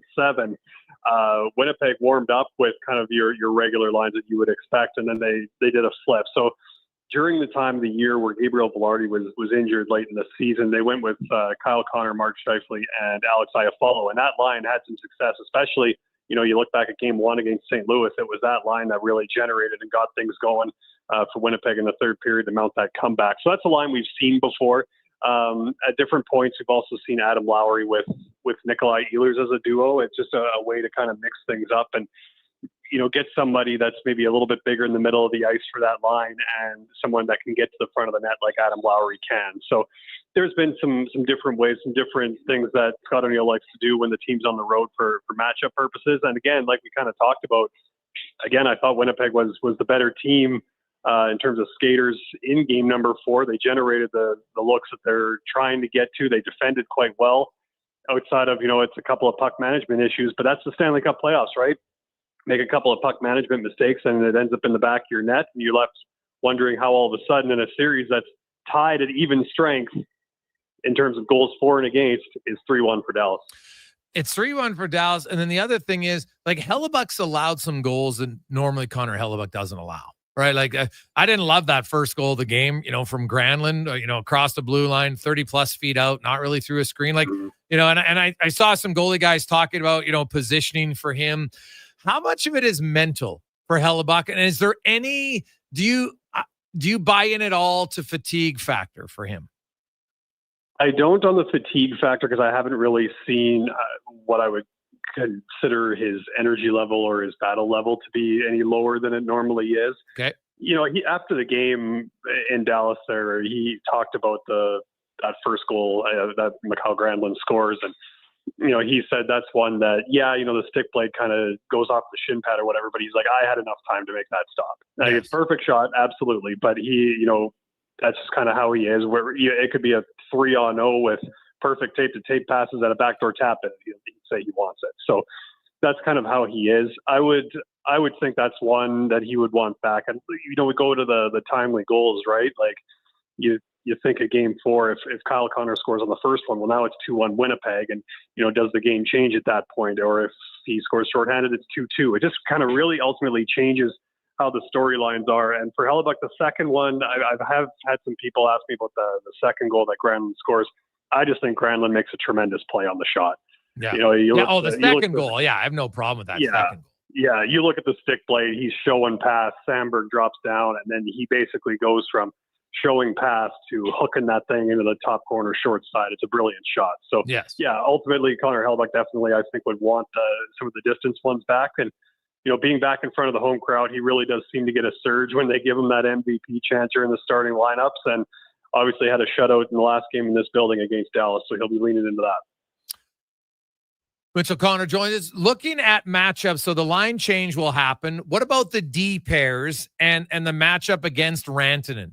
And really the kind of the Finnish Mafia line, and who's going to get that? Is it Lowry automatically tonight? And what do they got to do to slow that line down? Yeah, I would imagine it'll be Lowry. Pete DeBoer on the road really tried to get that Rantanen trio out against Mark Scheifele. And there's been different points in the regular season where that Scheifele line has taken the big matchup as well. So that, I think Winnipeg would be comfortable with it either way. The defensive pairs is kind of where I really keep an eye, because for the most part this season, Josh Morrissey and Dylan DeMello have been the duo that have kind of taken on the responsibility of going up against the big line. But in this series, we've seen a little bit more of Dylan Sandberg and Neil Pionk. And I honestly think this postseason has really been kind of a coming out party for Dylan Sandberg, who, is like, this is his first year in Winnipeg's top 4, and he has just been tremendous from the start of the season. When he blocked a shot and missed 20-plus games in the middle of the season, you could really tell that it was a big hole for Winnipeg. So I think he's embracing that challenge. And, game number 2, he was very physical, as was Neil Pionk on Mikko Rantanen, and really didn't allow him much in terms of offense. I think he had 1 shot in that game. So the template is there. He's just one of those players that, maybe is a little bit different than, Connor McDavid, who, once he gets the puck on his stick, it's like, good luck getting it off of him. And, he's got the playmaking ability on top of that. Mikko Rantanen doesn't usually have the puck on his stick too much. He just gets himself into position. So you have to kind of be aware of where he is, but he's so good at hand-eye on the deflections. And then, we've all seen what his shot can do as well. So, yeah, he's kind of been a challenge for Winnipeg, absolutely. But they do have a template from game 2 that they are able to do it. You look at the regular season, it's kind of been a weird, and I know playoffs are a little bit different, but Winnipeg saw Mikko Rantanen 7 times in the regular season, just because of all the games against Colorado, and 1 against, while he was in Carolina, and 1 here with Dallas. Okay. 1 or 2 with Dallas, and they held Rantanen to a goal and an assist in 7 games. So it can be done. Obviously, Rantanen's reached a completely different level here in the postseason. So, Winnipeg will obviously have to elevate their game if they want to extend their season. Lastly, you look at, what about Fleury on the back end? From afar, man, that's another guy who's played really well for the Jets. Yeah, stepped right into a pretty big role in game number 7 against St. Louis, especially with Josh Morrissey going down early in that game. And, skating's always been a big part of his repertoire. And when he's using his feet, like he is, he's almost a one-person breakout. If he gets any type of space, he can make that play. And I feel bad for him on the double minor high sticking call that he took in game number 4, just because he had that puck on his stick and I think was probably about to go for a clear. And I don't know if it just kind of skipped on him or whatever it was, but he lost possession. And then by the time he's kind of turning around to try to backhand that puck away from danger, he's not really in possession anymore. So the high stick's not a follow through on a shot. So just kind of a bad break, and Winnipeg gets within 3 seconds of killing that thing. So, but he's been somebody that Scott O'Neill and the coaching staff have been, confident in. Logan Stanley's been a little bit banged up throughout this postseason as well. So, when Hayden Fleury was brought in, I think his performance in game 7 really elevated him in terms of, where the coaching staff wanted to play him. And, we've seen a couple of different combinations on that back end for Winnipeg in this series. It looks like it'll be Fleury once again with Luke Schenn. Okay. Just to help Winnipeg a little bit with the physicality that Dallas has been able to bring the last few games. So we'll see how that pairing works together in their second straight game together. Well, enjoy tonight. I know it's going to be loud at the whiteout, and I can tell you Oiler fans are rooting hard for Winnipeg tonight, because that means they'll have more rest. because that would extend the series. And to be honest, an all-Canadian Western Conference final would be great. And there is still a chance. It just means the Jets have to win on the road, which obviously has been their Achilles heel so far in the playoffs. Yeah, and hey, Winnipeg fans would love to have the opportunity to go up against Edmonton in that Western Conference final. Like, I agree with you. Western Canada would be going nuts, if not the entire country. So it'd be one heck of a series, but one game at a time, and we'll see how it goes. Awesome. Thanks, man. Appreciate it. Yep, no problem. There you go. That's Mitchell Clinton joining us from CJOB. When we come back, JC Sherritt on the Gregor Show, presented by PlayAlberta.ca. It is Thursday, the Daily Grand, $1,000 a day for the next 20 years, 7.3 mil. Get your tickets at PlayAlberta.ca.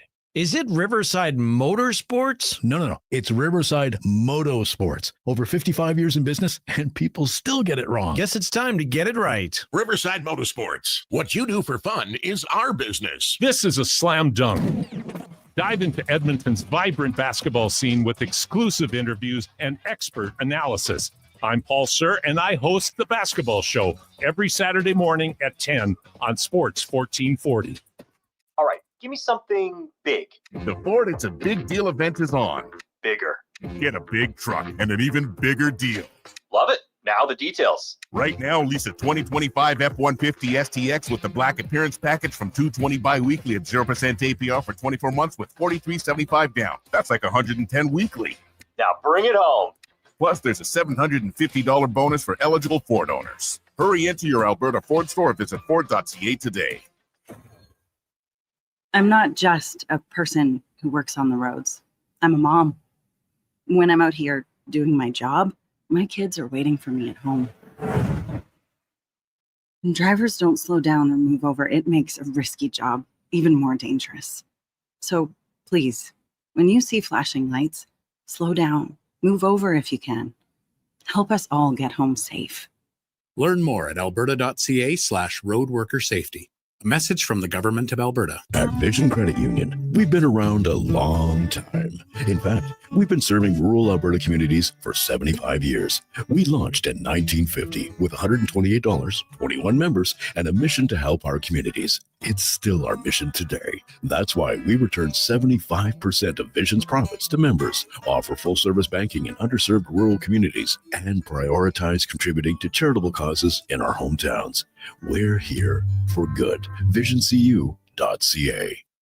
The Finning sales event is May 22nd from 10 a.m. till 3 p.m. at Finning. Kick off the weekend with a huge sale where you can demo all the latest cat equipment. Plus, get 0% financing and a free cat cooler with equipment purchase. Test your skills with a mini operator challenge for prizes and grab some food. Big day, big savings, big machines. Don't miss the Finning sales event, May 22nd, 10 a.m. till 3 p.m. at Finning in Edmonton, 10910 170th Street.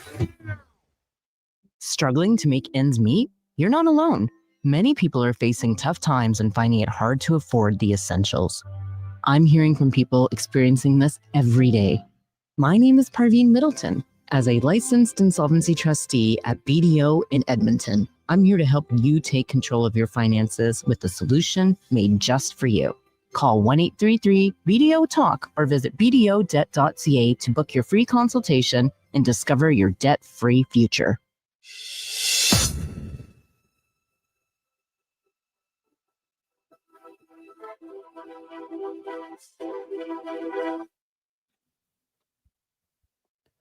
Portions of this hour brought to you by Cantork. We offer sale, rental, repair, and calibration of hydraulic, pneumatic, and battery-powered torque wrenches, stud tensioners, and flange maintenance equipment. Order today at cantork.com. Hat tricks, touchdowns, and home runs. Get it all with the Jason Gregor Show on Sports 1440. Presented by PlayAlberta.ca, Alberta's only regulated online gambling website.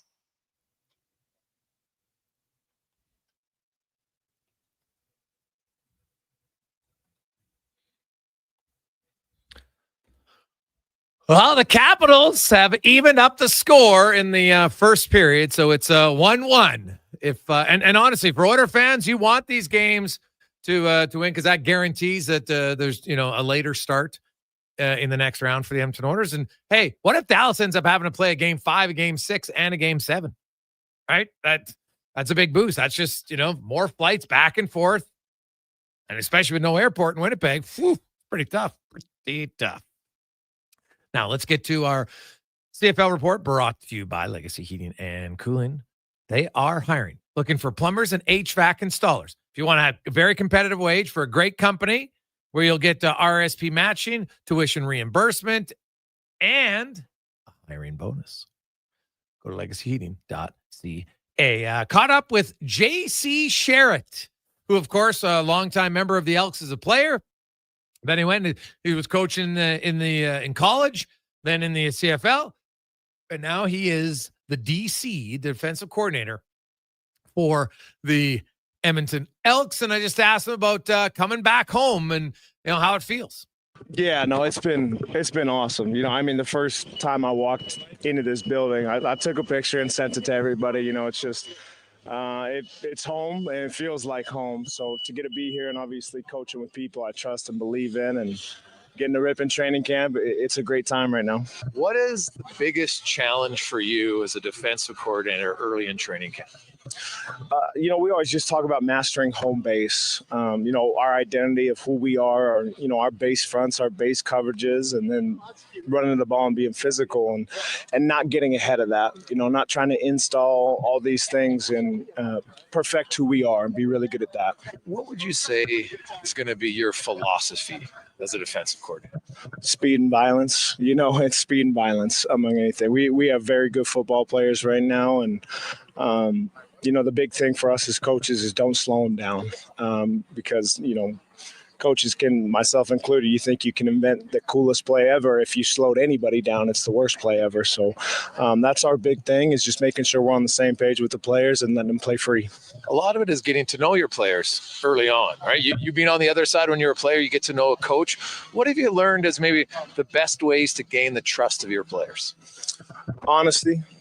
Just honesty. And, at the professional level, these guys, that's what they want. They're providing for their families just like we are. And we're blunt and we're to the point, and we care about them because, a lot of us were players and we understand what they're going through, but at the same time, we're not coddling anybody because that's bad for everyone. So just being honest day in and day out. What's your first heads up impression of Nick Anderson? He's a professional. He's an absolute professional. Obviously talented and things like that. His talent is up there with anybody, but the separator for a lot of people that talented is your approach every day. And he has a consistent professional approach, and he's got to keep with that. And I know he will. His offseason was good as anybody, so we're excited.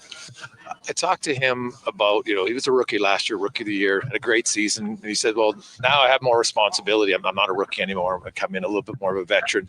You're in the linebacking court, it's the middle of your defense, and you need the leadership. For him to, especially with so many new guys on the front and on the back, how do you help as a DC to get more continuity in your defense? It's just we rotate quite a bit. We mix guys up, but it's, a lot of that's going to come from them. And we understand that, but we've got guys, vets that we've signed that they're champions, and it's not just one. There's multiple guys who have won Grey Cups, and I think that sets a precedent for the room. And them meshing together, that's what training camp's all about. Coach Killam even said usually, it takes a little bit more time for the offense to gel. So for a defense, and I don't know if you buy into that philosophy or not, but maybe there's more pressure on the defense early in the season until the offense finds their legs. How do you ensure that your guys are ready to go here? There's still technically a month until the start of the regular season. What are you looking to get here in the next month with preseason? It's urgency, consistent urgency from coaches and players. And, that's on us as coaches.